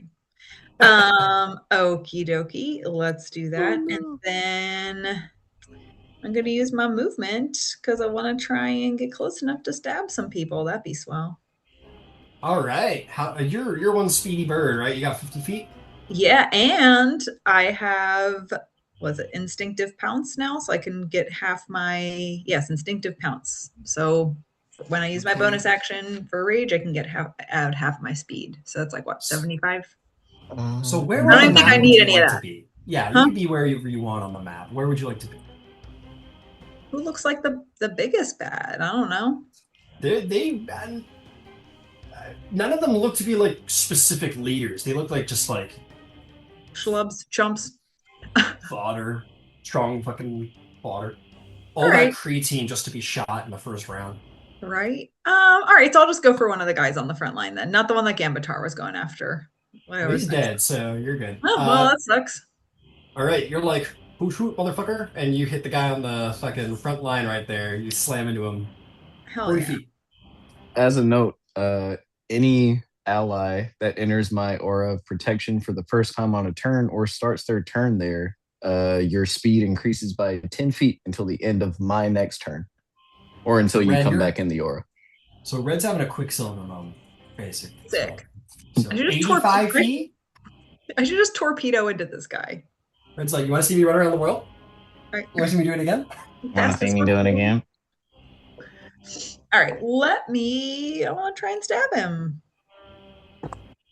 And that's a nat 20. Okay. All right. I see how it's going to be. All right. Yeah, go for it. Cool. Let's go. All right, let's see here. Okay, so I put you 5 feet in the air because I know you're all about that shit. Yeah. Okay. Okay. Carry the 1. 23 points of slashing damage. 20. Okay, yeah, this guy's like, "Ugh," and then literally like a fucking torpedo just hit him. All that's left is like his legs still running, and the top half of him is gone. I picture Red doing that Thor on the Bifrost Bridge, just corkscrewing through the air and just death. Yeah, for real. Yeah, you just point your longsword forward and just go into a drill spiral, and he's gone. Nice. I want another one. All right, you just keep on motoring. Yeah, this orc goes as you fucking fly at him like a bullet. All right, one more. I really wish I'm kidding. That was also a nat 20. You would, wouldn't you? Go ahead. I wish I had that. Never again will that happen. All right, he's dead. Yeah, I don't roll anything else. Yeah, you didn't roll anything. No, yeah. I mean, hey, go ahead and roll. Who knows? Who knows what can happen? That's max damage. It's max damage. All right, so it is very unlikely he'll live. You roll 1? That's 24 points of slashing damage. Yeah, he fucking Red just boom, fucking dominoes through these people. They're dead. You want to roll an intimidation check? Mm-hmm. I think on a double nat 20 with 110 feet of movement, we're gonna roll an intimidation check now. Oh yeah, I have a +4. It's gonna be a nat 20. No, it's a 17. 21. A 21? Mm-hmm. They're like, and then run away! They're gonna all start to look. They're gonna all on their heels, and they're gonna probably proceed to try and run away. Okay, Hecator, what would you like to do? Unless, Red, you want to use some of that movement you still got. Yeah, I mean, I guess I would Want to when come I back to continue. the group and high five one of them first? I probably could. I could ping pong and then go back. Yeah, I think I just want to get closest to like the next guy that I can stab on my next turn. And then I think as I'm like approaching him, I'm just gonna do like a hardcore like owl screech. All right. So the up and down of having so much speed is that you need to use all. Well, you could. We'll say you do a cool loop-de-loop in the air or something, and then come back to your Mhm. 5 foot above the ground position. So we're gonna say for the flavor, having all the speed and needing to use all of it, Red just pull it, and then flies up in the air 25 feet, comes in for a slingshot loop around at this last guy who's like, and then on his next turn, he's gonna be fine. Hecator, you've got a competition in speed, my friend. You've also got the Indeed. +10 from Mr. Holy Man. Yeah. Beautiful. So I've got 60 feet right now. Can you show me what a 20-foot radius sphere looks like? Oh no, bro.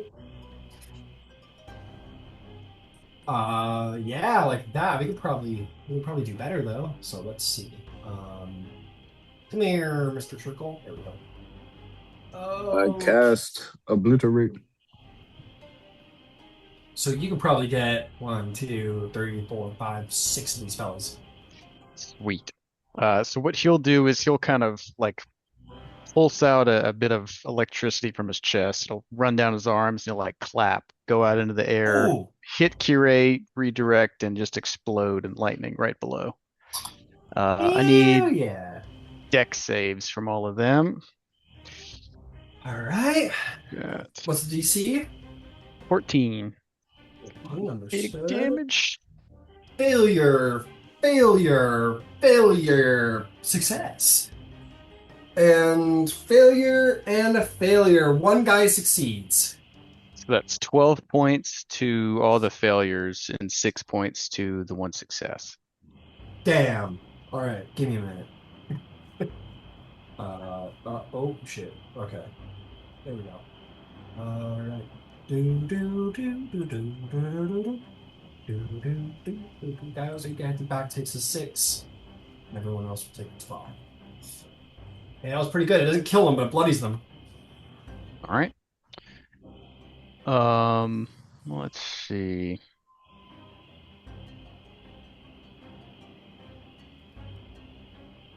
All right. Sorry about that. I'm gonna pull back for you now. There we go. Okay. So we'll go engage the one on the front. No, we'll go hang out with Red. We'll go over there. All right. Make a Red big comes dent in it. over to the orc and says, "I heard you. My boyfriend wanted pickles on his burger. What the fuck's what?" And those orcs like, "Oh no." Now, do I have the speed to get the flank? I would not be surprised. How much you got right now? 60. Oh shit. Maybe not. What the fuck? We can Ooh, we can you know. move you. You could be a little. You could start you off a little closer. We're gonna say you can get you into range, but not a flank. Sorry. Okay. 18 on the die becomes 26. Which I assume hits. That'll be Yeah. 8 points of lightning damage. All right, he's still alive but bloodied. Well done. All right, that'll be it. Okay, understood. That is going to bring us to Zevriel. What's the plan?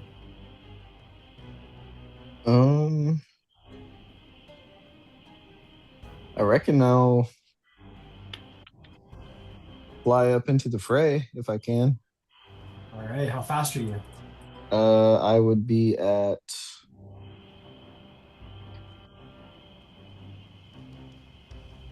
Jesus Christ. I think I'm at 40 feet movement. 40 feet. That's not going to get you up to. Let me see here. If I can. As long as you're starting somewhere near the fire, I don't know. Shit.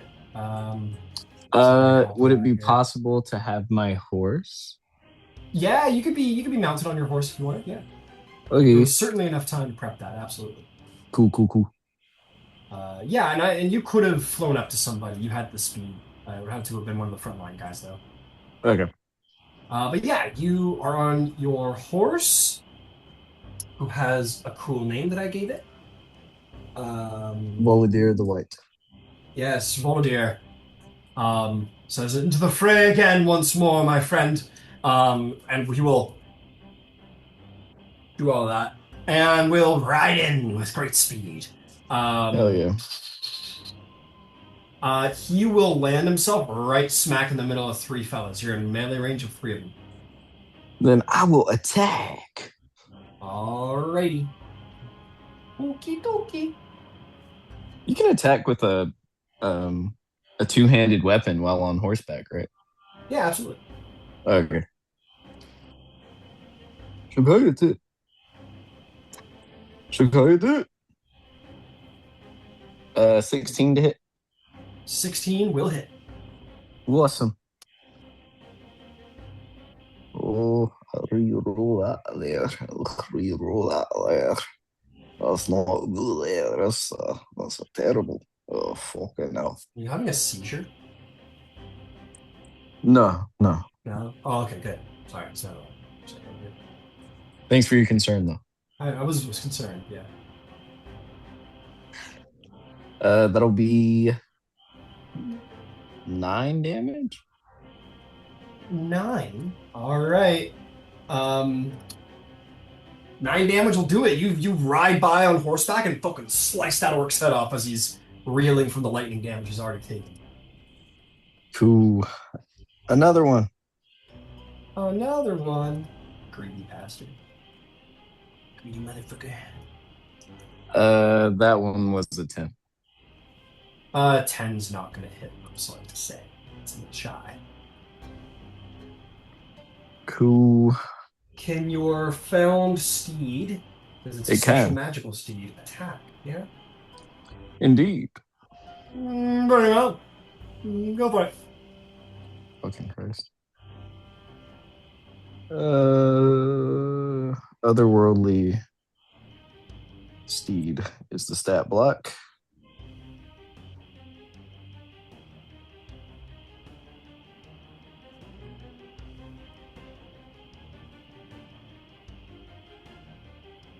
Come on. It's loading. Okay. Yeah, he'll do his otherworldly slam. Dang. Bonus equals your spell attack modifier. That slam is out of this world. My spell attack is a +7, so I'll roll that.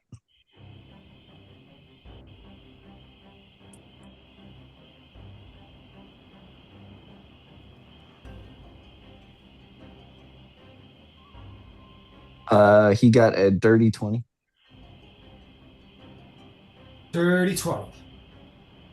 That will certainly hit. Roll some damage. I assume you're Perfect. going for the most damaged guy. Yeah. All right. All right. The damage is 1d8 plus the spell's level, so it should be a 2. So 1d8 plus 2. That was a shit roll. So 3 damage in total.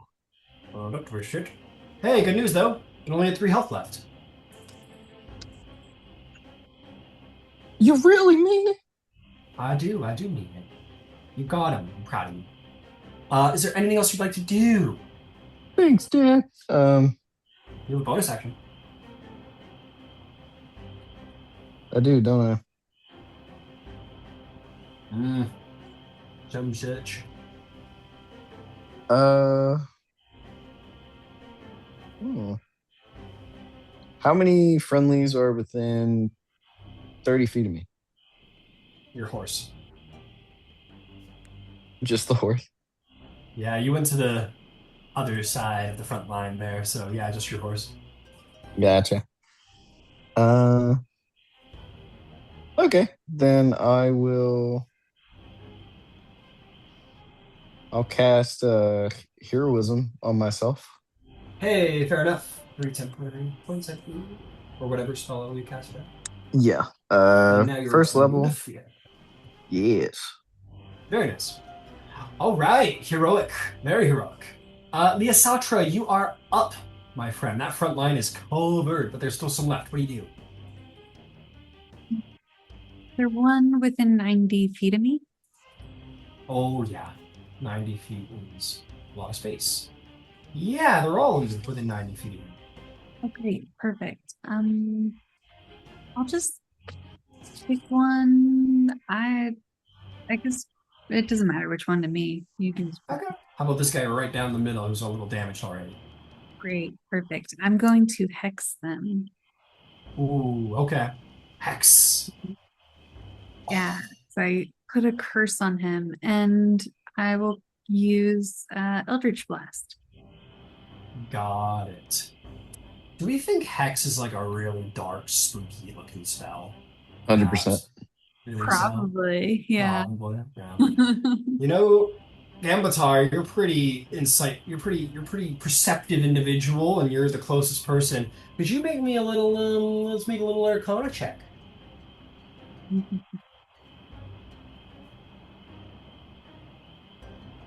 Oh, I'll spend it.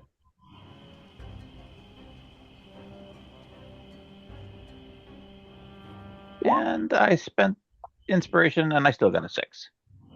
A 6. That who knows what those silly mages are up to? Unfortunately. Well, fortunately, really. All right, he is hexed. This is gonna hurt. What do you do next? Eldritch Blast. All right, go ahead, and if you hit, he's probably gonna fucking die. Oh, I don't know if that hits though. I got a 10. 10 is not gonna hit. Goes Yeah. over his head. He's like preparing to run. I'll You got try. another bolt though, yeah? Hmm. Go for it. You would. Oh, You freaking would. Here comes the nat 20s. yeah. Incredible. Good job. Why don't you tell me just like to be clear, Fella has 3 hit points left. Okay. You like hexed him and then Eldritch blasted him. Why don't Mhm. you just describe the utter annihilation of and it's been described to you, this power comes from the god of torment, the god of like jailers and torturers. As Mhm. you utilize his power and obliterate this guy, what does that look like?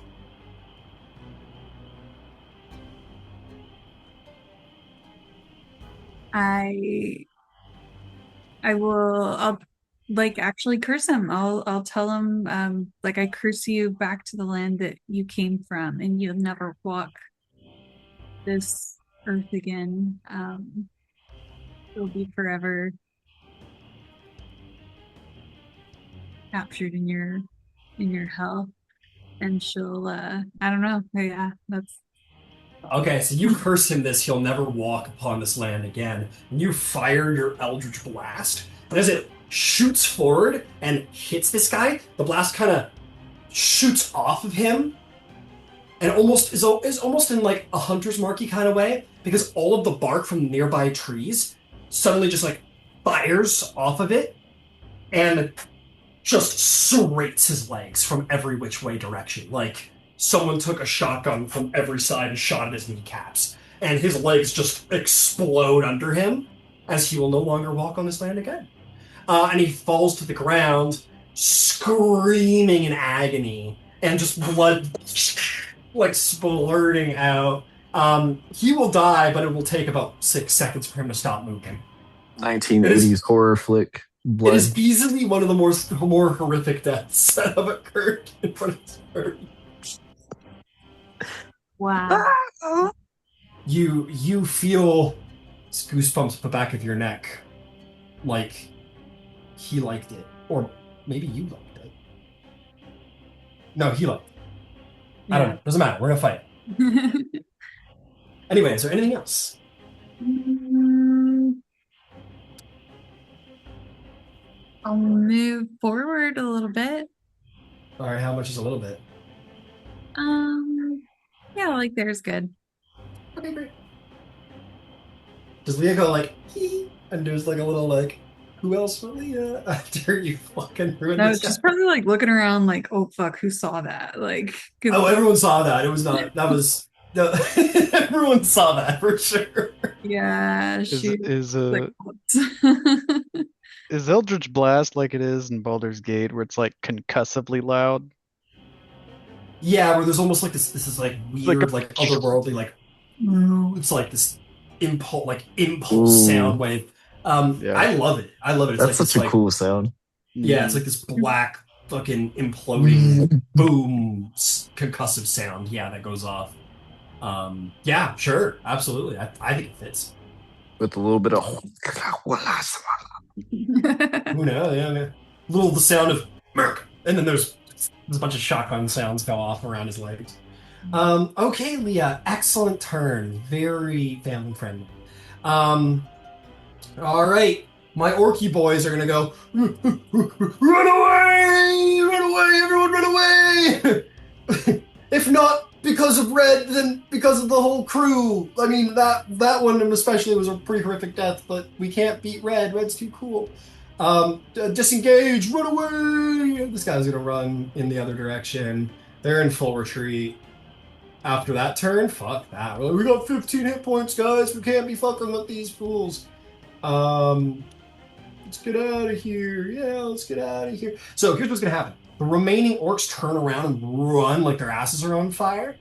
And they are cut down immediately by the glaives of approaching devils for cowards.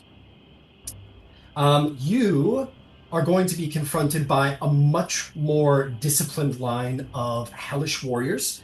They look like this. I'm gonna send you a picture. Humna. 2024, man. The art is terrific. Say what you will. The art Unless is it's a terrific. player character. Unless it's a player character, then we'll next to it. Ew. wow. So, like, So then does they he just trim those or fuck no, he doesn't. Those are moving. Those are like think of those as like in the lithium? gorgon snakes, like Medusa. They're not literally snakes, but they move around consciously. So I these don't want to think of guys, that. There's so you much don't, not to like you don't want to about think this that? picture. Okay, Oh, that's fair. Hey, you guys are pretty good. I'm gonna add a couple guys to the field. Yeah, No. you're pretty good at this. I'm just gonna throw a Dude, I do couple like guys. 10 damage max. Hey, that's These guys only do 2, so yeah. Don't worry, man. Don't worry about it. There's the proper lines I'm looking for. That's all they get on their turn. Um, they attacked the cowards, and so that was their action. And I only put them 15 feet forward because they entered the map already with half their movement. So that's their turn. You guys find encroaching upon the battlefield, who also rolled kind of shitty. This line of disciplined glaive wielding devils starts marching towards you, like in perfect synchronicity, in perfect discipline. These are the footmen of hell. Gambatar, what would you like to do? I think I'm going to move into the shadow on the tree to the left side there. Yeah, up here.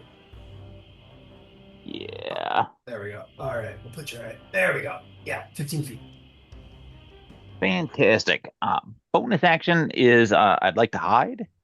Absolutely. That's such a And sick angle. Thanks, bro. Went to film school just for this. that's a 21 for the stealth. Hell yeah, yeah. Nobody. And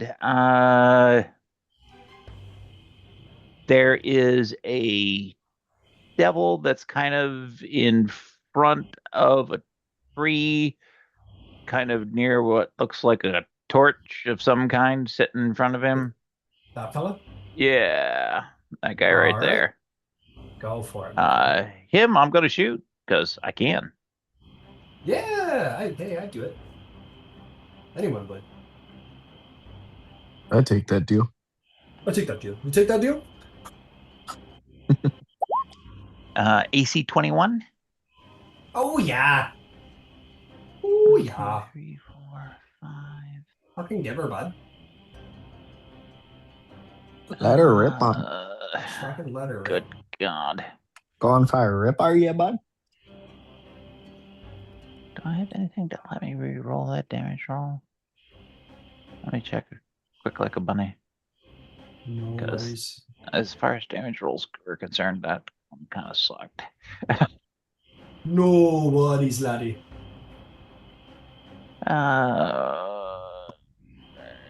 No, I don't. So 19 points. 19 points. Okay, that. This thing has a fiendish resilience about it and is not as tender as those orcs. But you still shoot it, and you still wound it. Well done. And that's bonus action next move. Beauty. That's going to bring us then to Redmond. What's the plan there, Redmond? I don't think I want to charge in there all by my lonesome. No? Hmm.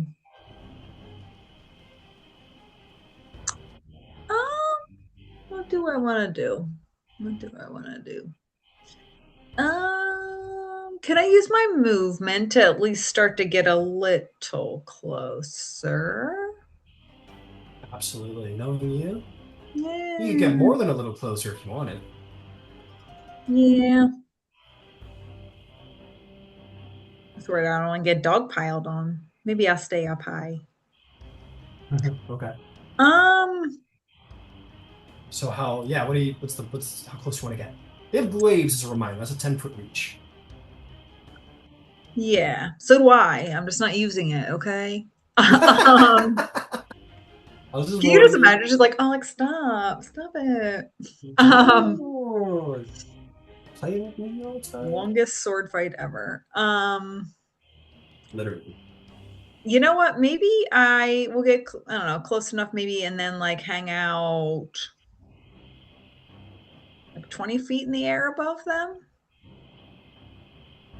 Okay. Yeah. Yeah. I Absolutely. simply don't want to then get attacked by all of them at once. I fear that So would not be 20. cool. So 20 feet above them. That's there. So that's 40 Yeah. feet. You want to go like right there? Yeah, yes. Can I be in like a 20-foot reach maybe?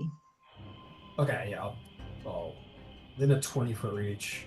I think so, yeah, because Yeah. I can't get hit by that glaive then, but I'm not super far out. Correct. I think, you know what? Maybe go up a little bit higher. A little bit. What's he doing up there? He's like. I'm just watching, okay, for now. Okay. And I think that's going to be it for now. Because like I said, I don't want to get dog piled on. That is. That's fair. You don't. No actions? No bonus actions? Mm, I don't have any good bonus actions. Um, Good dodge action at least, if you want. yeah, let's do that. Yeah, yeah. We'll say you use your bonus action to continue your rage. And then, yeah, you take Mm, the dodge action. Absolutely. yeah, let's do that. Okay. Hecator. The legions of hell march upon you. What's the plan? Gross. He will approach and get within 15 feet of probably the one on the front. Just within 15 feet, yeah. God, understood. Okay. Let's get the shot. Right That there. was 25, so I've got another That guy's still 50 got after an that. arrow in his shoulder from Gambatar, so he's a little wounded. Hmm. Yeah, we'll sling an attack at him. Go Hell for it. yeah. 15 on the die becomes 23. Yeah, 23 will most certainly hit. Excellent. That is 8 points damage, lightning, and I will attempt the grapple. Actually, no. What can I do with that? Elemental strikes. He's almost bloodied. I believe I can pull him closer at range. Let's see. Mental strikes. Yeah, force a strength saving throw. I can move them 10 feet away from me or towards me. So DC 14 strength saving throw for him. Okay. That's going to be a 19. Ooh. All right, we'll try it again. Okay. 19 on the die. It's 27 to hit. Yeah, 27 will hit. And that is 12 points of damage, lightning damage. 12 points of lightning damage. Excellent. He And is 2 more. officially bloodied. Nice. I'll try to move him closer again. So strength Okay. save, DC 14. That one is going to be a 16, I'm afraid to say. He's pretty strong, this guy. Okay. Then he'll go ahead and honestly probably just flurry of blows. Unload. Hell yeah. Oh, that's not great. 14 to hit. 14 does hit. Nice. Yeah, these guys are bare-chested. They've got their dexterity alone to protect them. That's 8 points lightning damage. Last hit. Oh, not good. 2 on the die. Ooh. All right, what did you get? Total 10. Okay, yeah, no. Yep. Okay. You guys, this guy's almost dead. Like he's probably like one decent blow away from being done. But there's no denying these guys are much more hardy than the previous fellows. And as you're striking him, Hecator, you're hearing in your mind impressions of rage. Like telepathy, essentially. This devil in your head is like, I'll pay you for that. It's like, it's not words, but emotion flooding into your mind. Yeah. Gross. He'll spend the last 25 feet of his movement going backwards. Maybe up. Like up on the little rock catchment there. Yeah, you want to do something like that? Yeah, something like that. We've got 25 feet, so I can get up as high as I can get we there. can pop you up on that rock up above if you like. Nice. Excellent. All right. Zevrael, Paladin. You see, this is probably somewhat memory-inducing for you. This formation, these bearded devils, their glaives. These are the footmen of hell. These are things you have surely fought many of in ages past. What do you do? Cool. Yeah, I'll bonus action cast Divine Favor. Okay. Hell yeah. And I will charge alongside Hecator if I can. Quick question. Heroism as concentration is... No.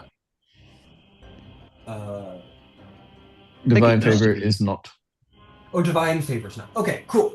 Excellent. All right, so you're charging up alongside where Hecator was striking. Yes. Okay, you go in, ride up into the melee there. Hell yeah. Go for it. This guy is pretty hurt, but a solid blow is needed to take him down. That's all I give is solid blows. The devils all laugh. They all think it's very fun. Thank you. I'm here all week. 21? 21. Yeah, you hit him with a solid blow, and that guy's like, well, I'm not. And they all go, yeah, he's not gonna. Okay. That'll be 11 plus the D4. It'll be 15 damage. That'll do, my friend. You ride in, blade glowing with the light of the sun, and you swipe down with all the Dawnfather's fury, and this particular fiend is cut and killed. He falls back, dead. Um, yeah, well done. All right. Because these guys were all summoned through portals from hell, they are physically here and thus will die forever. Oh, music to my ears. All Which has right. been what's going on the whole siege for step. Just another thing. Gotcha. All right. Right, you I'll got another attack fella the if you want. next one. Yes. Yeah, go for it. So I got 2 10s for a total of 16. That will hit. Roll some damage. Ugh. Oh fuck! How's that feat work? Treat ones and twos as threes, right? Depends on the feat. Are you talking about great weapon fighting? I think so. Weapon mastery? Sorry, I just don't want Fighting to style? slow myself down. I think you're right. That It's sounds either right. If it, great weapon fighting or yeah, great. It's a fighting style. Great weapon fighting style. You roll ones and twos. yep. Okay. Very good. Cool. Yeah. Yeah. Cool. Try. No worries. Lorfia, man.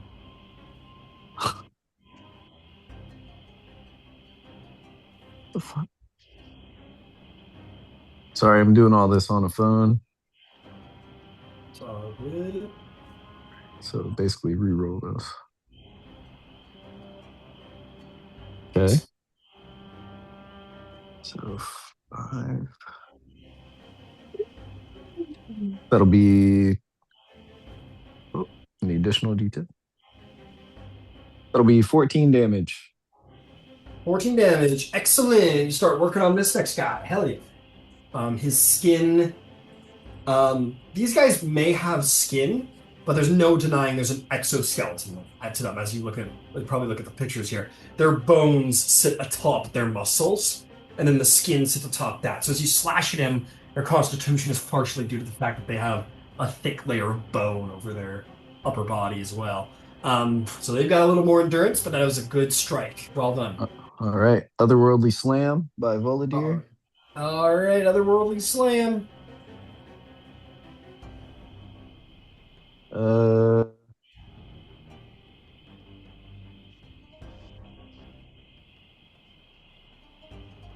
24 to hit.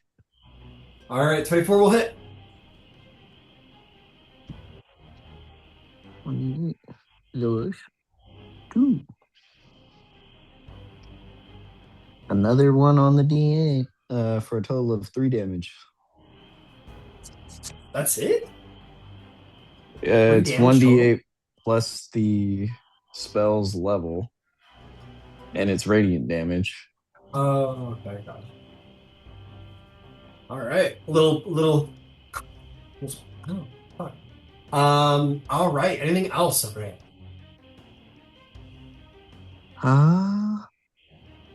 No, I think that's it for me for now. Did bonus action, and movement. So. Oh, hey, Leah Satra, you are up. What is the plan? So I've got this spell called Wind Wall, and it says I can use it in a continuous path.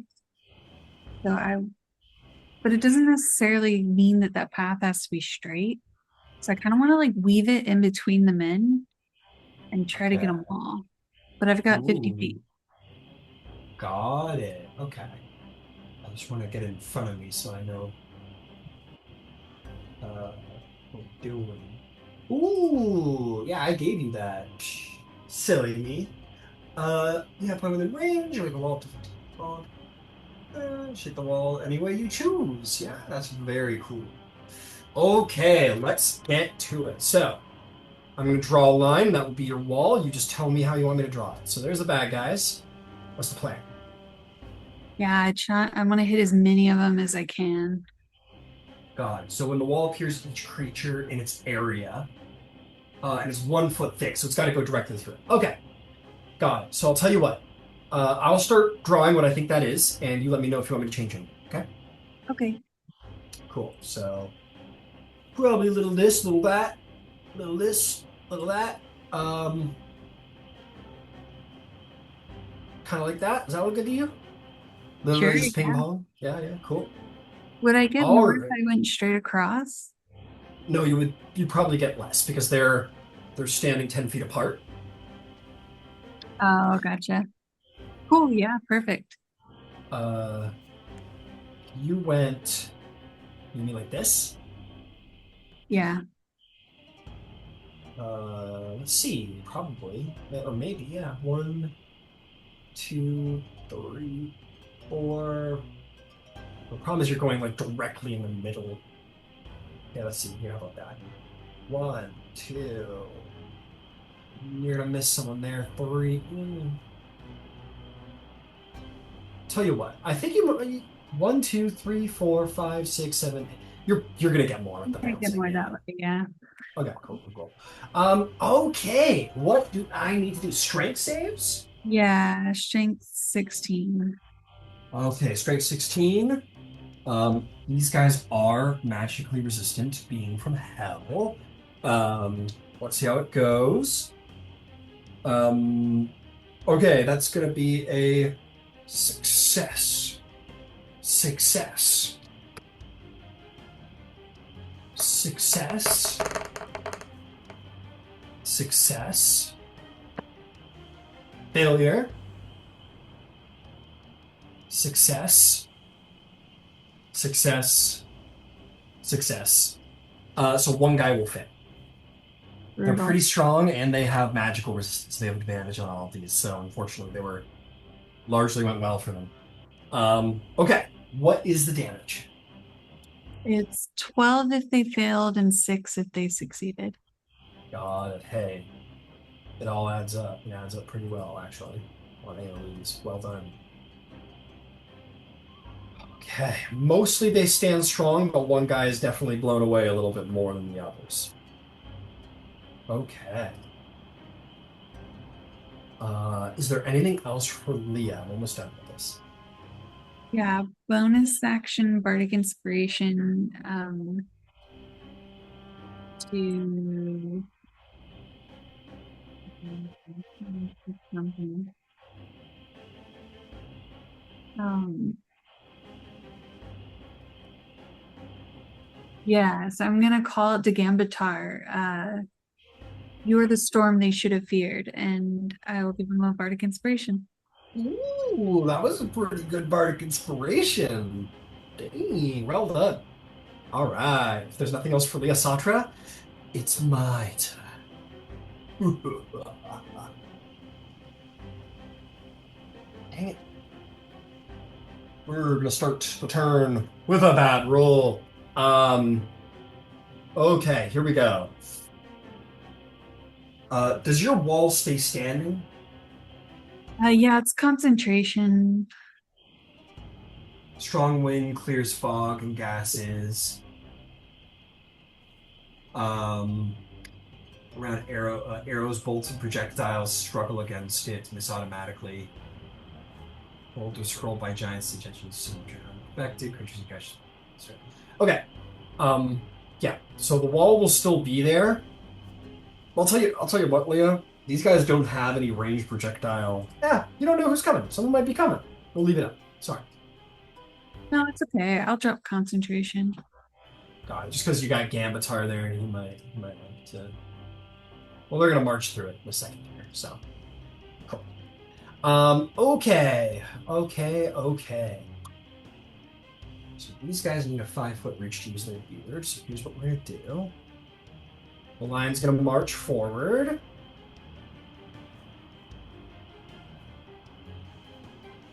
Yeah, we'll go to here.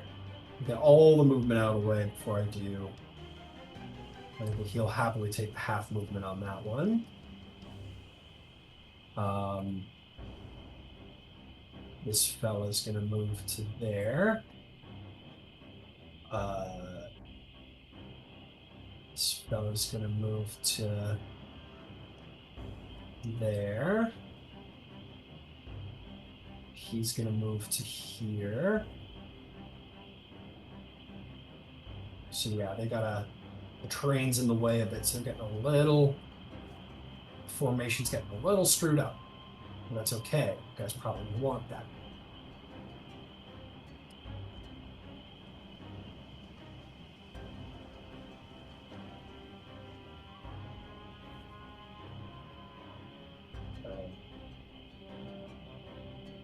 They're going to continue to march forward. Discipline. Okay, are you ready, Zavrael? This is all for you, my friend. Do it. Do it. All right, fantastic. So we've got a nice flank from every direction. So this guy's going to stand over here to... Well, he'll get his flank on the other side. It's fine. Everybody's got it. So that's 1, 2, 3, 4, 5 guys. That's 10 attacks. So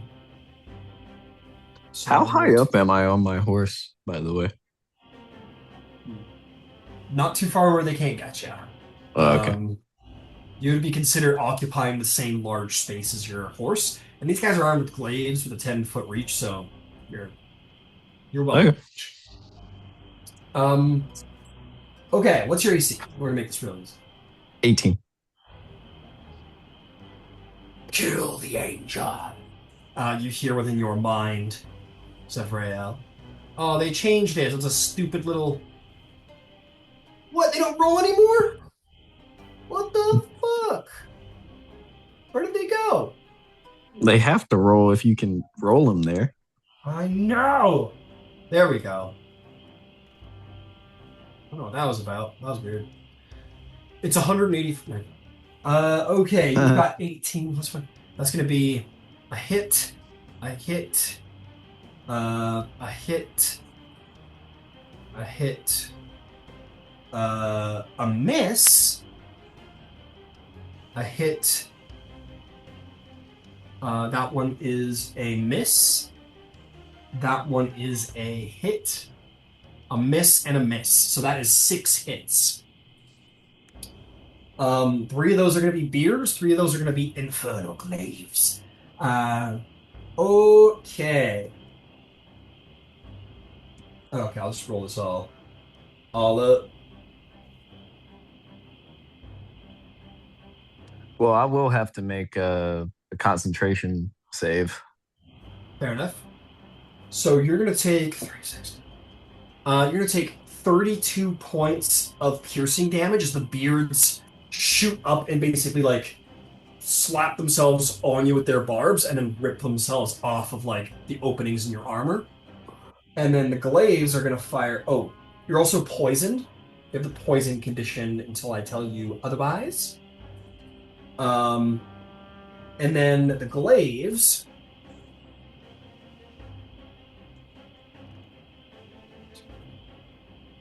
That is going to be 35 points of slashing damage. And I'm down. Okay. How are paladins tanks at all? I need you to make 4 con saves, despite the fact that you're down. Okay.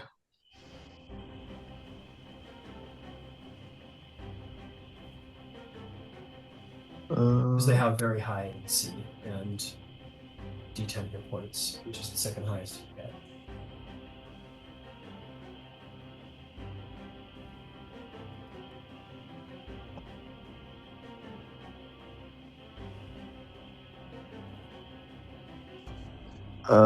That'll be 13. Just give me your lowest. What was your lowest? Okay, 13. You saved. Excellent. So you saved against all of the secondary effects of the glaives. But you guys see Zavrael bravely cavalry charge down the front line, and is met by a number of ruby glaive blades, and Justice just slashed and pulled from the back of his horse.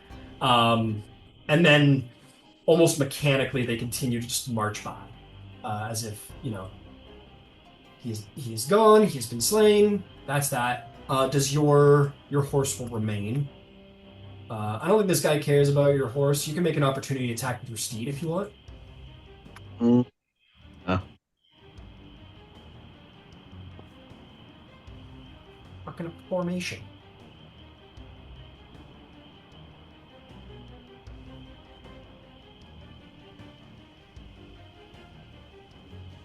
We'll pull ahead.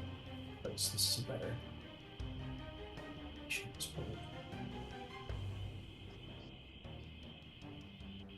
What's your steed get? What's the attack roll? I said no, he will not make the attack. Oh, got it. Okay, understood. My apologies. All right, that's them.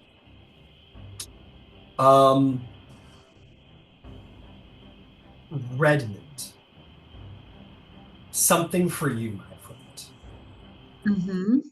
You, as you're flying up there and preparing to dive bomb or do whatever awesome shit you usually do, you're flying there and you hear a ruffle in the tree next to you, Mm-hmm. and you are gonna look over and you're gonna see a pair of leering eyes looking at you. Do you have dark vision? I do. 120 feet. Then you are going to see this individual. I'm not sure that that's good or bad, honestly. The eyes are green, and as Yeah. your owl eyes sort of open and focus, you are going to see a very pale elf. Almost so pale that it's green. Almost. Mm-hmm. With long, oily black hair and a number of like black marks on their body. It's not war paint, it's not tattoos, but some kind of otherworldly marking across them. They're in black robes, armor, tough to say, but their arms look almost like hands made of like green vines that form fingers and hands or whatever, but are like almost glowing with like green. It's almost like nature, but it's also acidy at the same time. Um, and this elf is leering at it and says, I heard you were looking for me all this time. You are her apprentice, are you not? Gonna freak me the fuck out. You just do your owl screech. Ah! Yeah. I feel like that'd be really disorienting, right? Like, especially given like the context of what's happening right now. So, like, yeah, that's yeah, just really, like peeking from within the pine yeah, tree. It's like, I heard you were looking for me. Probably very terrifying. really terrifying. This is Evthorir the Taker. I will post a handout on Roll20. Evthorir is going to enter initiative. You're also, of course, going to notice that the branches that Evthorir is standing on or sitting on are wilting with their touch. Oh. So they're going to enter initiative a little after. You rolled a 20, right? So it'll be after your turn. But anyway, Evthorir has entered the initiative. Gambatar, you are up. I think the stealth is blown on this individual after Red's like, ah! So you guys are aware something's in that tree that freaked Red out, more than these fucking devils, anyway. So that's alarming. What would you like to do, Gambatar?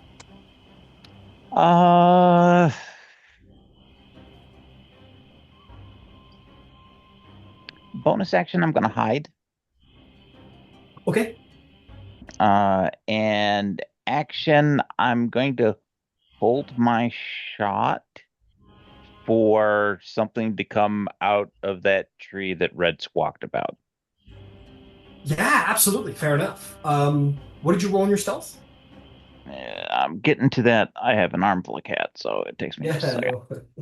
No worries at all. 28. Hell yeah, nobody. You're good.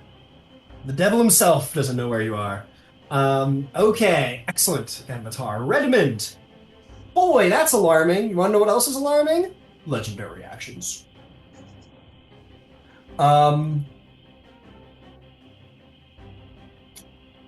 Yeah.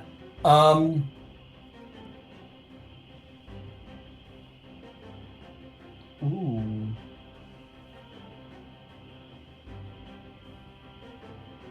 is going to look at you with their leering eye, and true to your reaction, is going to use a frightening gaze upon you, my friend. So I believe that's going to be a wisdom saving throw. Okie dokie. Super easy. Dirty 20. Woo! It was a jump scare. It was a cheap throw. You know what I mean? That wasn't fair. You're not scared. You are brave. What would you like to do with your turn? The only thing that I know how to do. I'm gonna try and go after him. Got it. As an important note, as you're kind of like got a good bead on him, he has a number of these like green shards like floating around his head, if that matters to you. But yes, go right ahead. Green shards. Terrifying. Yeah, I'm gonna try and hit him. Go for it. That's gonna be a 17 to hit. Hell yeah. All right, and I'm gonna use my amulet of incineration. Okay. Hell yeah, absolutely. And so that's gonna be, I'll start with that first.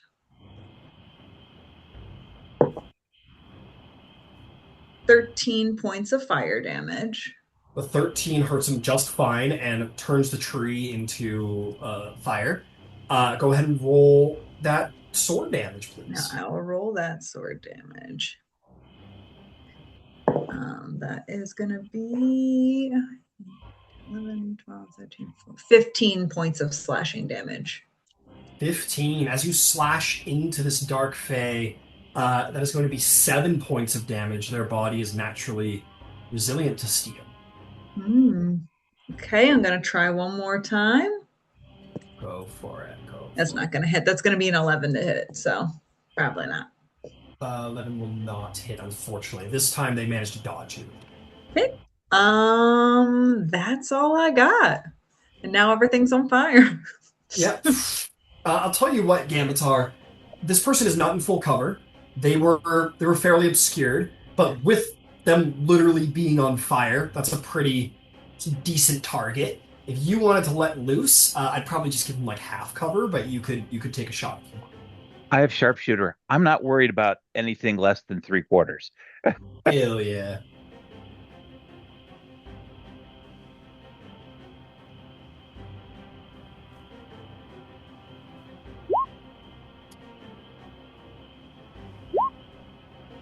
AC 23. That will certainly hit. Go ahead and roll damage.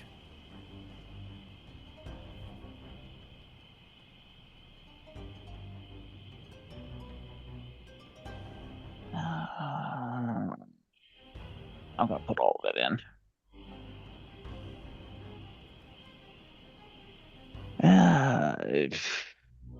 15 points damage.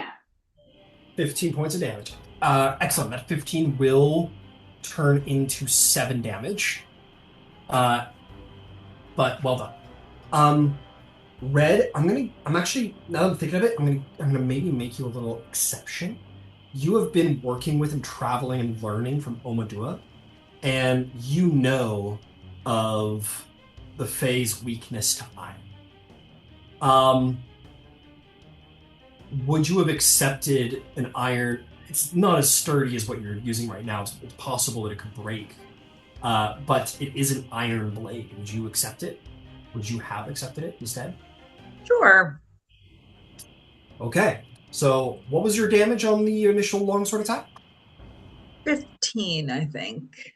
15. Great. So I would have made that into a 14 becomes 7. So I owe you 8 damage.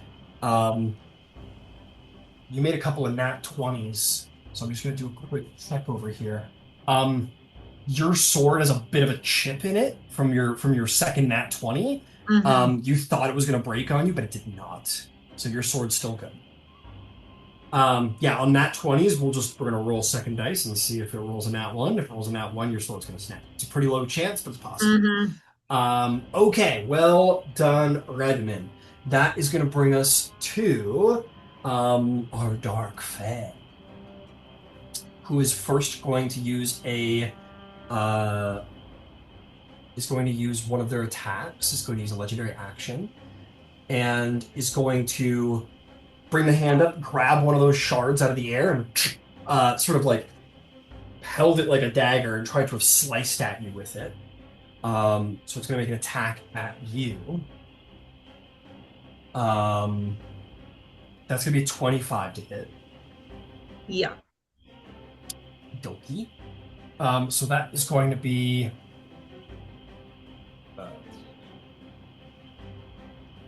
it's going to be 13 slashing damage, which is halved, because you're such a cool fella. Mm-hmm. But there's going to be necrotic damage too, as he is the taker of life, in essence. So he's going to steal some of your essence. Cool. Oh god. That's going to be 12 points of necrotic damage. Mm-hmm. Okie dokie. That will then bring us to the true turn.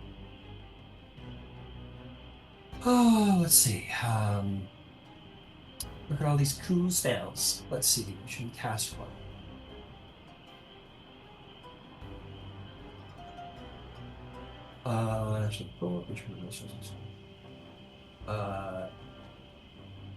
He's gonna use a bonus action to take that shard from their hand, and it glows. So he slashed you, and then uses his bonus action to make it glow crimson, as if it has absorbed your blood and essence, and then sort of lets it go, and it flies sort of up and around you and kind of floats directly behind you, and this horrible, like, necrotic cold sort of comes over you, and we'll deal with that whenever, probably on your turn when that becomes relevant.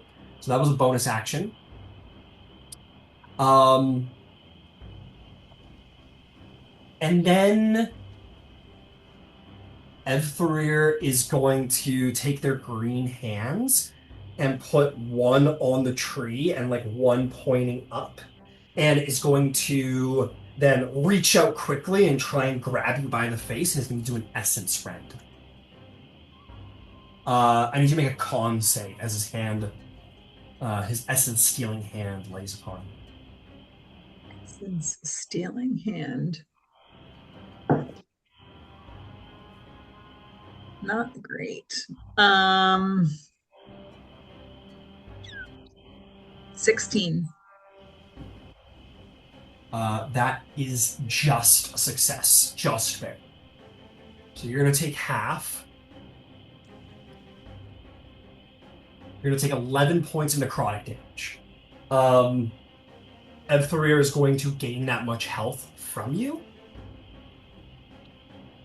And the tree underneath Evtharir, which was burning, just like wilts. All of the pines fall off of it, and it just snaps and falls over.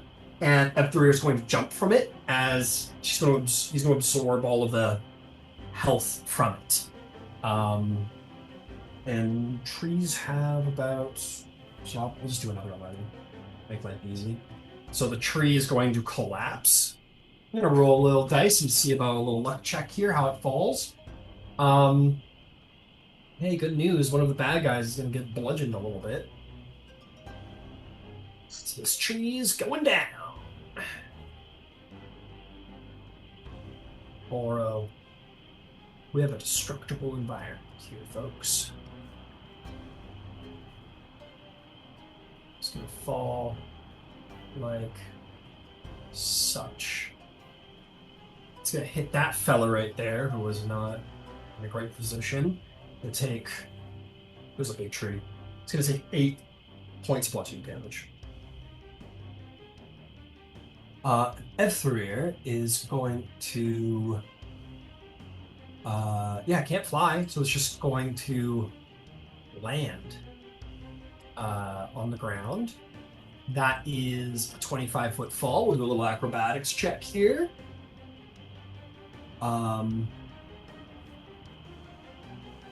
We're normally pretty good at that. No, Evtharir wipes out, for sure. He's going to take 2d6 bludgeoning damage. 4 bludgeoning damage, is going to stand up with half movement. And then is going to uh use his speed to get right up to you, Hecator. And Hecator, you're like in the middle of this fight, and then this like spindly little like oily haired like weird dark elf chick or dude or whatever, it's hard to tell, just sort of like shows up and like looks up at you, um, and goes, "You're one of his friends." And that will be that. What do you do, Hecator? Oh boy. Okay, that changed up my plan. Hmm.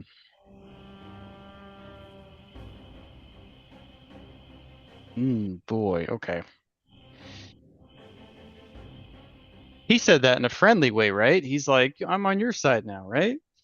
Yeah, for sure. No, there's a twisty look in this elf's eye. There's you're pretty in tune with nature individual. I think your passive insight would tell you that this person's a bit of like a blank spot in nature, a little bit. Hmm. Like even just the arms, like this person looks like a void to natural life. Hmm. Gotcha. Okay. He will. You can make your assumptions about this, of course. Yeah, he'll try to hit him. All right. 15 to hit. 15 does not hit. We'll dodge there. Okay. I'll spend the heroic inspiration on it. Why not? Okay. Even worse. So that's one attack.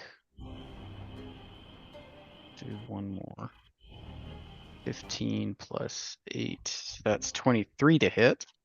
That will much better hits. Yeah, dodges that first hit and doesn't see the second punch fucking coming up. Nice. And I will attempt the stunning strike. All right. It's DC 14 Constitution. That will be a save, unfortunately. Okay. And on top of that, he will attempt the grapple Okay. as well. Got it. Test Good. that. 25. Holy moly. That's going to be a 28. Oof. Ooh, a Damn. master meets a master here in this moment. Hecator, you're a pretty capable individual, and you're like, you come in for this grapple with utter certainty. You're like, oh yeah, I got this one. And this person just bends in a way that makes you think they probably don't even have a spine. Does like one of those crazy Cirque du Soleil like bends as they get hit and flows with it, and your hand just kind of barely like snatches at their face but doesn't get it. Yep. What was the damage? Oh, I didn't even roll damage. It was max damage for a non-charged hit, so 13. 13. Lightning. Excellent. 13 lightning. Oh, this person is resistant to lightning. Lightning comes from nature. So that will be 6 points of damage. Okay. So if that was those 2 attacks, so that could be all flurry of blows. I think I'll do that, which means that hit was the last charge that I needed for a lightning bolt. Hey, all right, all right. If you So want to prop up think the opportunity attack, you can get in a very exceptional line there, my friend. Yeah, I'm wondering if I could get behind him and aim down, if I could hit. I don't know if I quite have that angle though.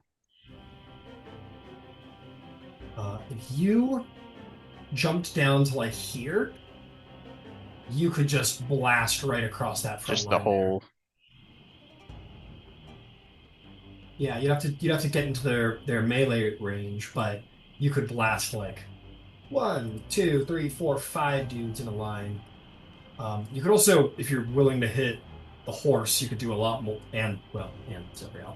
Well, Zevriel's laying on the ground. So if you were willing to hit the horse, Zevriel's horse, you could hit a couple extra. 1, 2, 3, 4, 5, 2 more. No, I don't think we want to hit the horse. We'll risk the opportunity attack and leap Right, down no and opportunity get attack close. comes. You sort of move back and expect for a slice of the blade, and you kind of maybe like just glance over your shoulder, and they make no move to try and attack you, just kind of wiping the blood from their mouth like, that's so rude, these wolves. Interesting. All right. Well, he'll summon the charge and kind of click the rings together and let out a huge blast at everything that he can get, excluding the horse. One, two, no problem. 1, 2, 3, 4, 5 deck saves. You're not as good at these. That's a failure. That's a failure. That's a failure. What's your DC? For the gauntlets, it's 15. 15. 2 successes, 3 failures. Nice. That is, what's that, 68?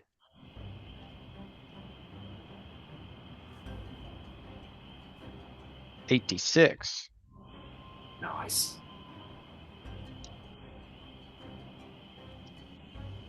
It's fun to roll a bunch.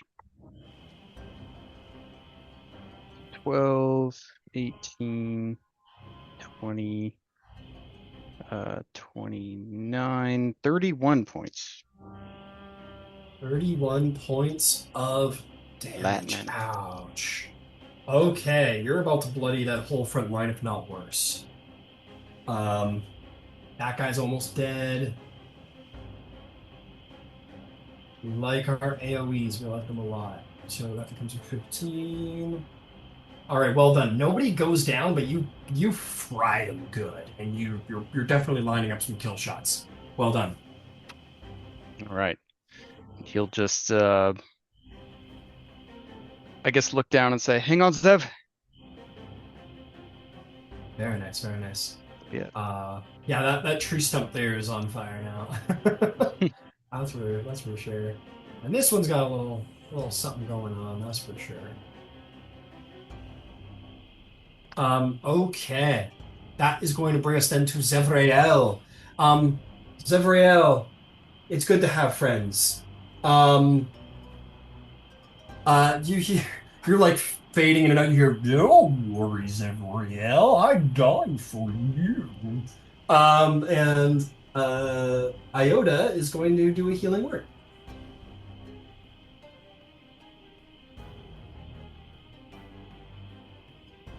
Bad news. I rolled double ones, but it gets you up, which is great news. So you're gonna gain. Let's see here. So that's gonna be 5 points of healing to you, Zevrael. You are up at the start of your turn. Great. Then she goes back into your armor and does dodge.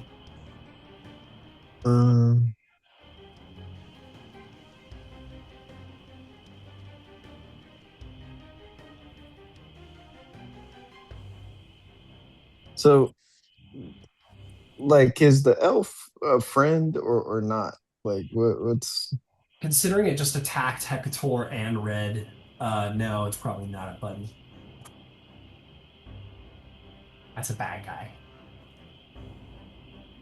okay? Well, I'll Stand up. do. Yeah, I'll stand up. All right. Heroism is down, I believe. Yeah. Yeah, you got a devil right in front of you. You're pretty built to hit those guys. Not built to take it though.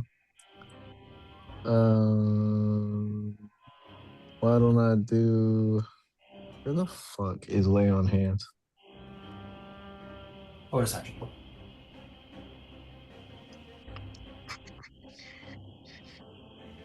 Yeah, I'll restore.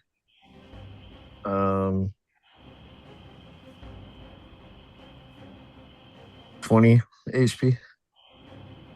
Restore 20 HP. Understood. All right, what's next?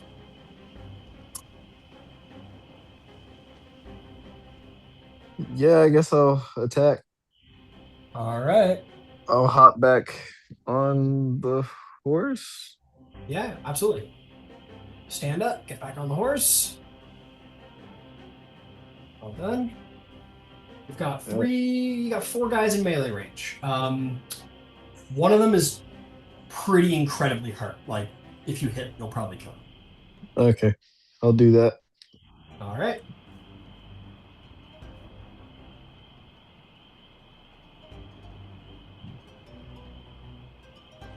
Uh, 24 to hit. That will hit. And with 4 hit points left, that fella falls to the ground sliced open. Well done. All right. You got a second hit for me? Yep, There's a guy here who's bloodied if you want that one. of course. All right. You want to put a smite on that? Sure. All right. Go right ahead. Well, you determine afterwards, but 25 to hit. yeah, that'll hit. Go right ahead. Go for the smite. Don't forget your extra dice you get against fiends. And I believe the blade gives you an extra d8 too, so go for it. Mm.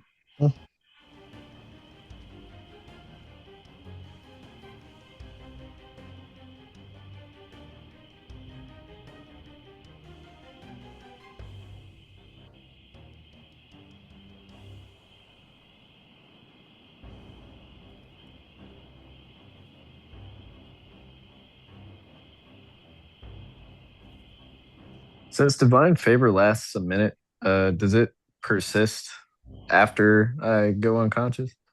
As long as it doesn't say anything about being incapacitated, you should be good. Okay, cool.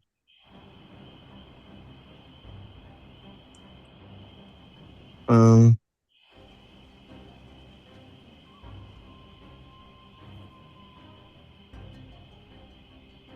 oh, yeah. Okay.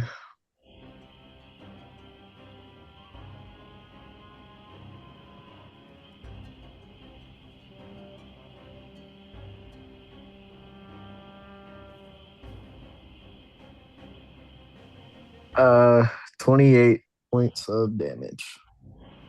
28 points of damage. Oh, fuck. That's a one large weapon.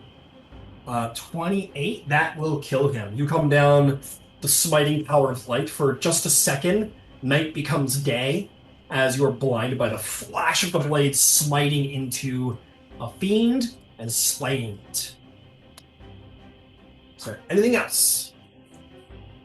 Voladir will disengage and uh, go back towards friendly lines. All right, you got 60 feet. We'll just ride you 60 feet in that direction. Excellent. All right, well done. And There's that'll be nothing my else. turn. Yeah, excellent. Nope, we're gonna hold off. Leah, what do you do? Is is my horse nearby to mount as well, by chance? I'm gonna say no, and if it were, it would be hard to call right now. Gambatar and Zevrael have an actual mental connection with their horses, so it's I would have allowed it at the start of combat, but midway through it's a little hard. Okay.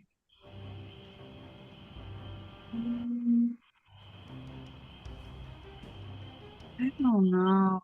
I think it close. I won't survive any hits by them. I'm nervous to get close, but I have to get closer to do anything. Um, how far away are the bad guys? Bad guys are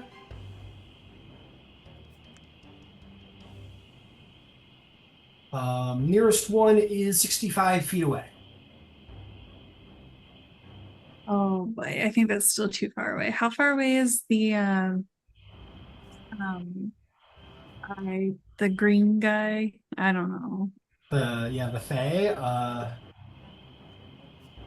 that one is we're gonna call it 65 as well. Oh.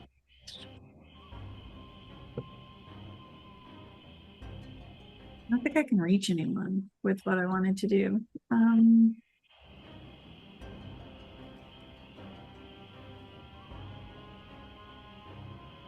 I'm sorry.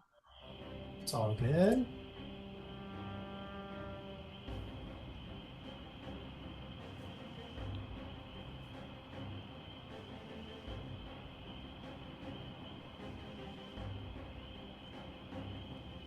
I will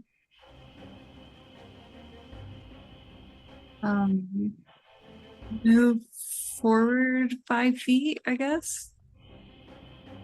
Okay. And so you do. You got a big old horse in your way. But there you go. Okay. Per- I'm just gonna try to cast levitate on the Fae. Oh, okay, cool. Cool, cool, cool.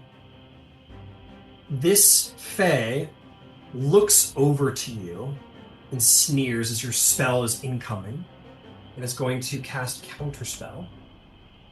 And as you cast Counterspell, it catches your spell and it steams up off of his fingers. And he goes, "Ah," as he drinks your spell slot and gains 10 points of health. Oh boy. Okay. Um, and then I'll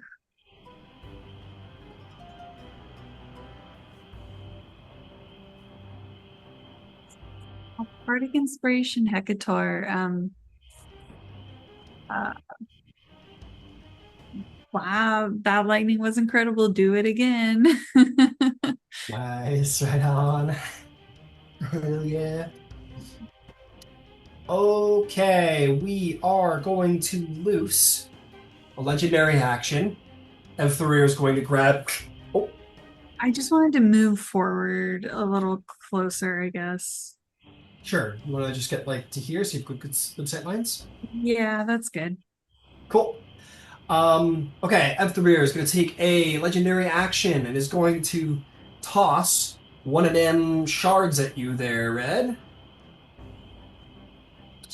You're my true quality. 15. Nope. No, you block it away. Number 3 are kind of sneers like, it's supposed to happen. All right, it's time for the Beardy Boys. Here we go. 1. This guy's gonna go over and help because that lightning bolt was pretty bad. That was pretty bad for us as bad guys. As was those smites. So I think we're gonna form up on you there. So these 3 guys will form up on you. These fellas are going to continue to advance. And we're going to advance to here. You know what? Let's do the thing. They're going to dash. They're going to dash and get those glaives right into melee range and set up for the next thing. So I'm going to do a little of this, a little of that. Some positioning here. Like their formations. Legions of Hell and all. That's how they roll. I like it. I like it a lot. Yeah, that's all they do. You just dash and they get into a nice melee range. That will be my devils over there. These guys, however, are going to all attack you there, Mr. Hecator. I think that terrain's pretty rough. They're going to stick together. Okay, here we go. All right. Straight 18. rolls. All right. First guy rolls really good. 23 and a 21. Both hit. Second guy is going to roll, a modified 20 and a 23. Both hit. Damn. The last guy only rolls double 17s, which I believe are missing. Just miss. Just miss. Okay. So that's going to be 2 beard, 2 glaive attacks. Okay. You, my friend, now have the poison condition. Ew. You are going to take from the beards. It's going to be 16 poison damage. Or sorry, Okay. piercing damage. Piercing damage. He'll try to deflect one of those, I guess. Yeah, sure. First one comes in for 10 points of damage. Yeah, so that one's completely deflected. Very nice. The second one then would have just been 11 points of piercing damage. The barbs slammed into you and ripped and poisoned. Okay. The 2 glaive attacks, however. Oh, you know what? The beard, you have to be within 5 feet for a beard, so they'll get right up. Isn't their favorite tactic, but it'll do. 2 glaive attacks are going to add up to it's going to be 17 slashing damage altogether, and I need 2 con saves, please. Okay.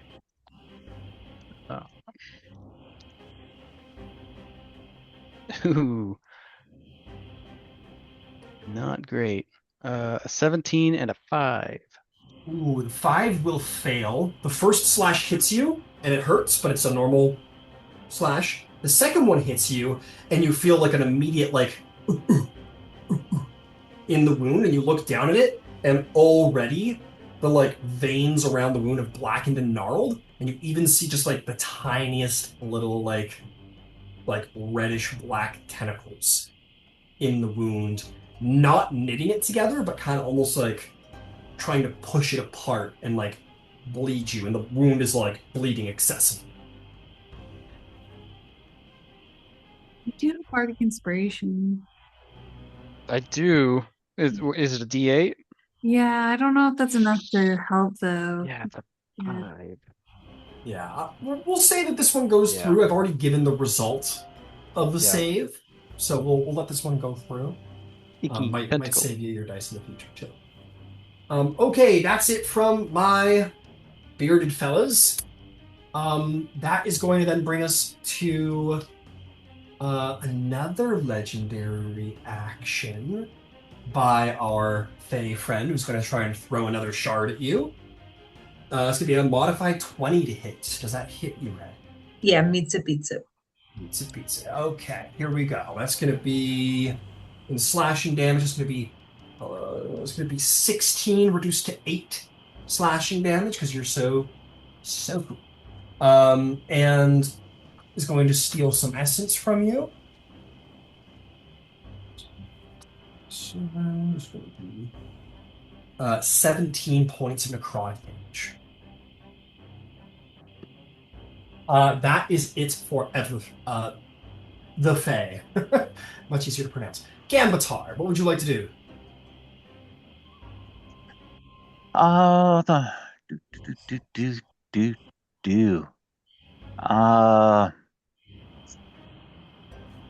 I think we're gonna start by taking a shot at the Fae because I shot it last time I hit, and that means it's vexed, and that means I have advantage. Very nice, very nice. And AC 24. Ooh, that'll hit. For sure, that'll hit. 4,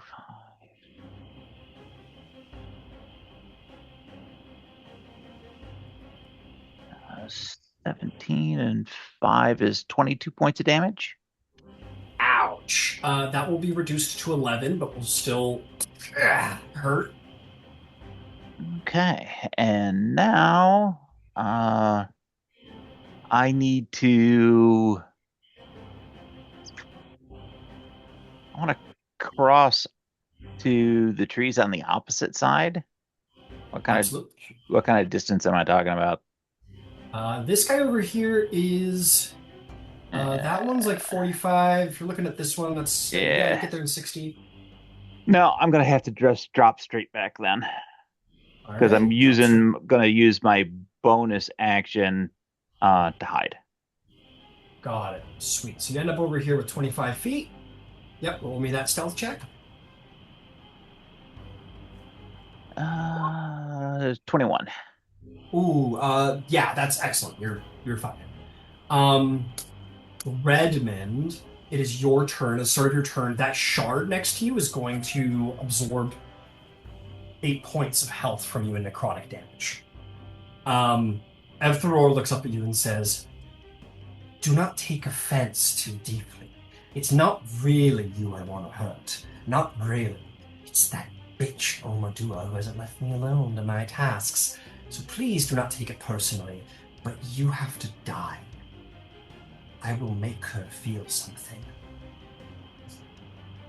Feels pretty personal.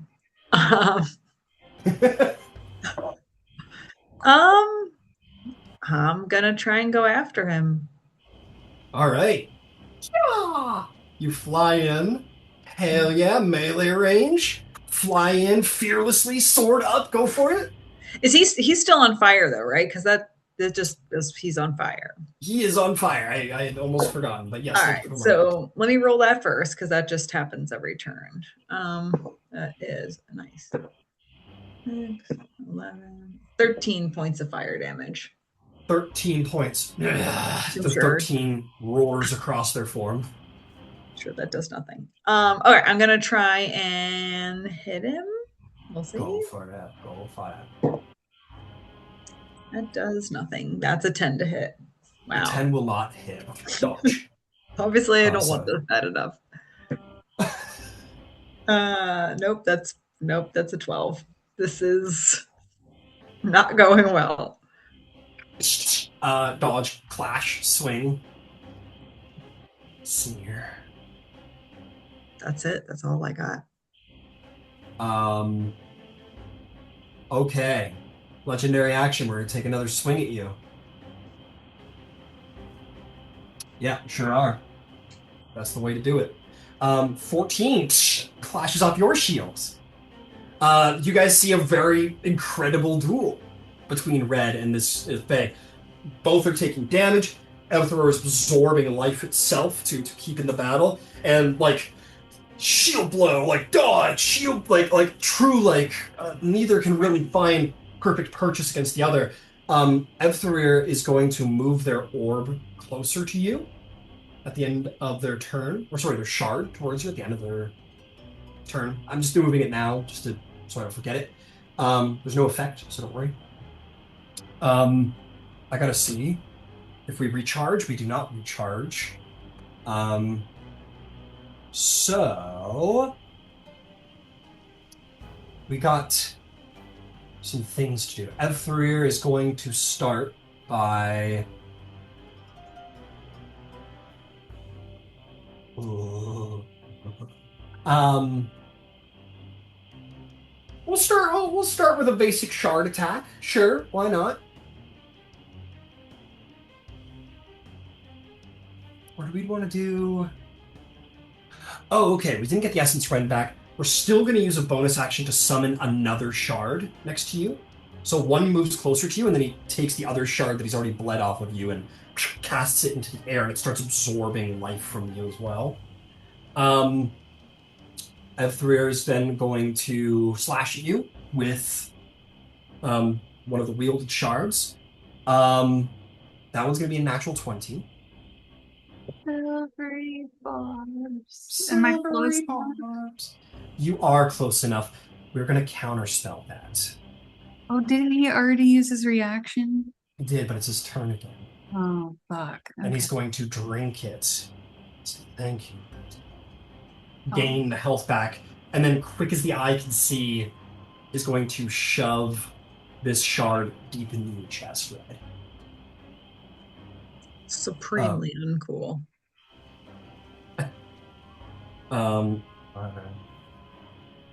14. 14 reduced to 7 slashing damage. Mm-hmm. And then here comes the necrotic. This is going to be the... this is what's going to be. I'm gonna give the advantage to Red. That is going to be 55 necrotic damage. I'm down. we're gonna go to a narrative moment here with Red. The blade plunges into Red, and you feel a wave of cold go through your chest as you look down and see the blade, like, in your heart. Your wings still, like, start to tremble, not to hold you up. And Threer is going to, like, take you by the front of the armor and kind of bring you down to the ground. And he's going to go, shh. Don't fear this part. We will be together, me and you. Don't worry about your master. I will be taking care of her very soon. Now, Red, I want you to make me a death save. We're not playing by the rules here, and there's going to be a good reason for it in a minute. So, everyone bear with us here.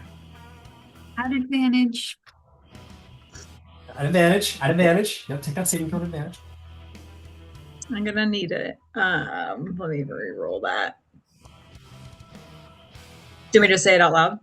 Yeah, sure. Yeah. It's a 4. It's a 4. You feel life ebbing, and what is going through Red's mind? What is the sensation here as this has happened? Ooh.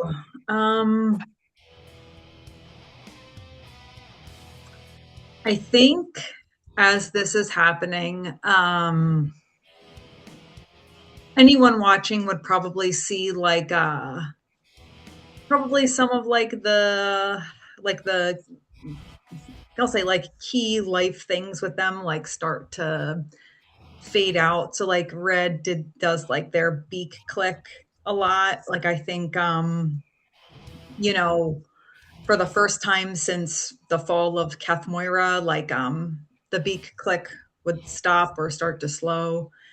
I think too, like they would start to notice, or like anyone watching this would see, like their feathers start to become very muted in color because, like, you know, they had like that like bark sheen to them, right? So you would witness like the bark sheen start to fade and just more look like a natural or like a muted color. And I think for Red experiencing this moment, they would start to like smell the earth, like when rain hits like the dry land, like the cement, or like when rain hits dirt, right? I think they would start to just like instead of like metal smell or like blood smell, it would start to smell like the earth. Um, and I think their vision would start to blur a little bit and might start to like fade in and out of this life and the next. As you feel slowing and leaving, one thing is certain is just that you feel that your life is flowing into Evthorir, making Evthorir stronger. And you are kind of falling, and the cold is coming, and death is around the corner, the Raven Queen is around the corner. And F3 is whispering all the while, saying, your master is going to appreciate you all the more to this. And it sparks a memory from Omadua speaking to you. And it was when you were building the wall together, and you were trying to build the wall with your hands. And Omadua said to you, the world doesn't need your human. The world needs your fire. It needs your rage. It needs a hero. In this moment, as you're fading, you could pass on peacefully. You could allow the draining of your essence to flow into this Fae, and whatever left moves on to the afterlife. And you could let this be somewhat peaceful. Alternatively, you feel that ever-dormant flame in your chest. And you could choose to go out with a bang. You feel the blade of Evthurir in your chest, sort of turning, absorbing your life essence. You hold this iron blade in your hand. Would you go quietly into the night? No. I think before anything else happens, um, they would grab the blade and look like directly at the Fae and just say, "The work is done."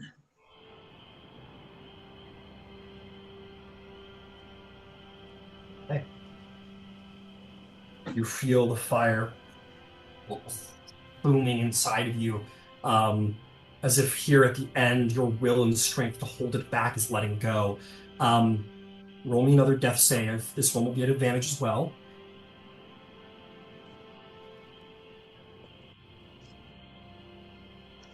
Oh, that's a 2.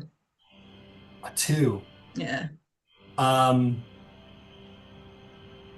Roll me your last one. 6. At advantage. Give me advantage, sorry. 2.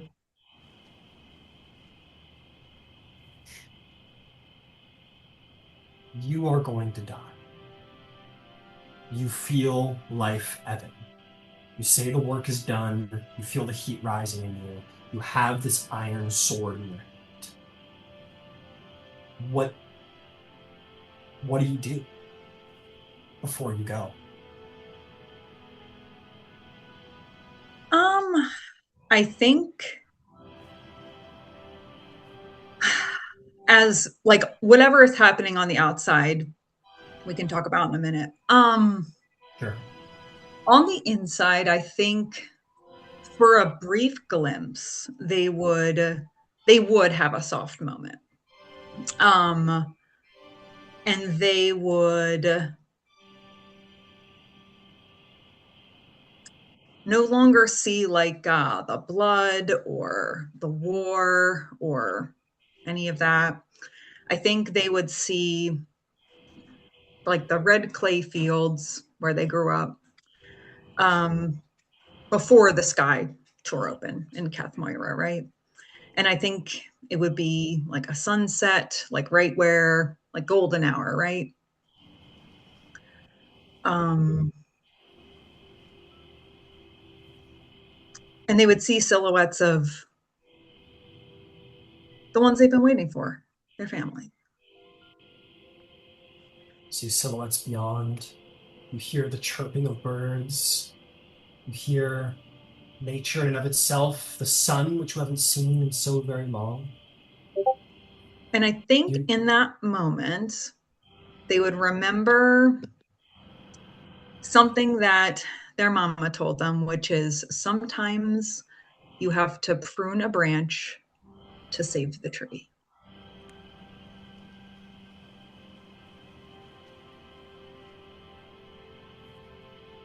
And I think that's the last things, at least, that they would recall to themselves.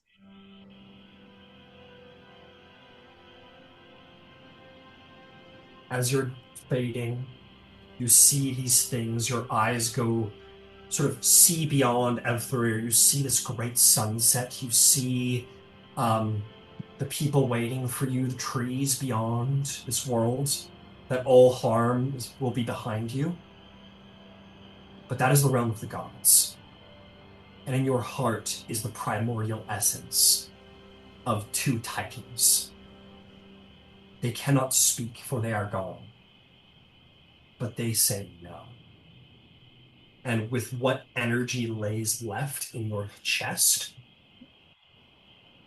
you will be allowed to make one last action of your choice. You may be as free in narrative as you wish about it. This could be a strike of the sword. This can be a releasing of energy. This can be whatever you like. You have one action for the Raven Queen takes you. Yeah. I don't know. I think it would be like one final release of like their connection, like with the world tree, right? Like I think it would be that last like burst of vines and like that light green leaves that happened when they would cast different abilities, and like that primal screech.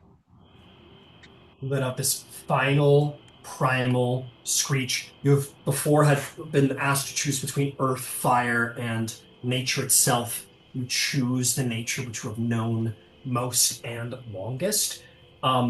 Your arm moves up as if to will the earth itself forward. You strike up at this creature with your shield arm, your sword arm gone limp. And as you do so, vines, maybe 4 or 5 of them, fire up from around you like branch but treeless spined trees firing up and around you immediately. And Ebtharir is thrown up and off of you as they're impaled by 5 trees, as if through nature exacts its vengeance on this creature that has been eating it alive. And you guys all, whoever's trying to get to Red in time would hear that final screech from Red, and just almost like a wave of like something from the earth, like your sixth sense, magic, earth, primal power, whatever it is, and just fully growing from sprouts dormant in the earth. 5 spiked spine trees just impale Ebtharir up and away from Red, making Ebtharir hang some 30 feet above the ground on Red. Alive, but impaled, coughs up blood, kicking and scrambling to get off, but is just fucking impaled on it. And he will succeed. You see the shards go around and he snaps himself off. And as you turn your head, and life is leaving you, Evthabir is going to hit the ground and kind of like pull what's left of the spines out of his body, but kind of is like clawing at himself, and he's like, no, no.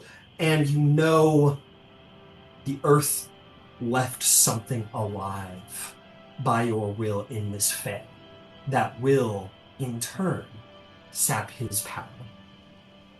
Whoever will be responsible, maybe your mentor, Omadua, for the death of Evtharir, it will be an easier one, for you will have permanently sapped the greatest power this Fae can bear.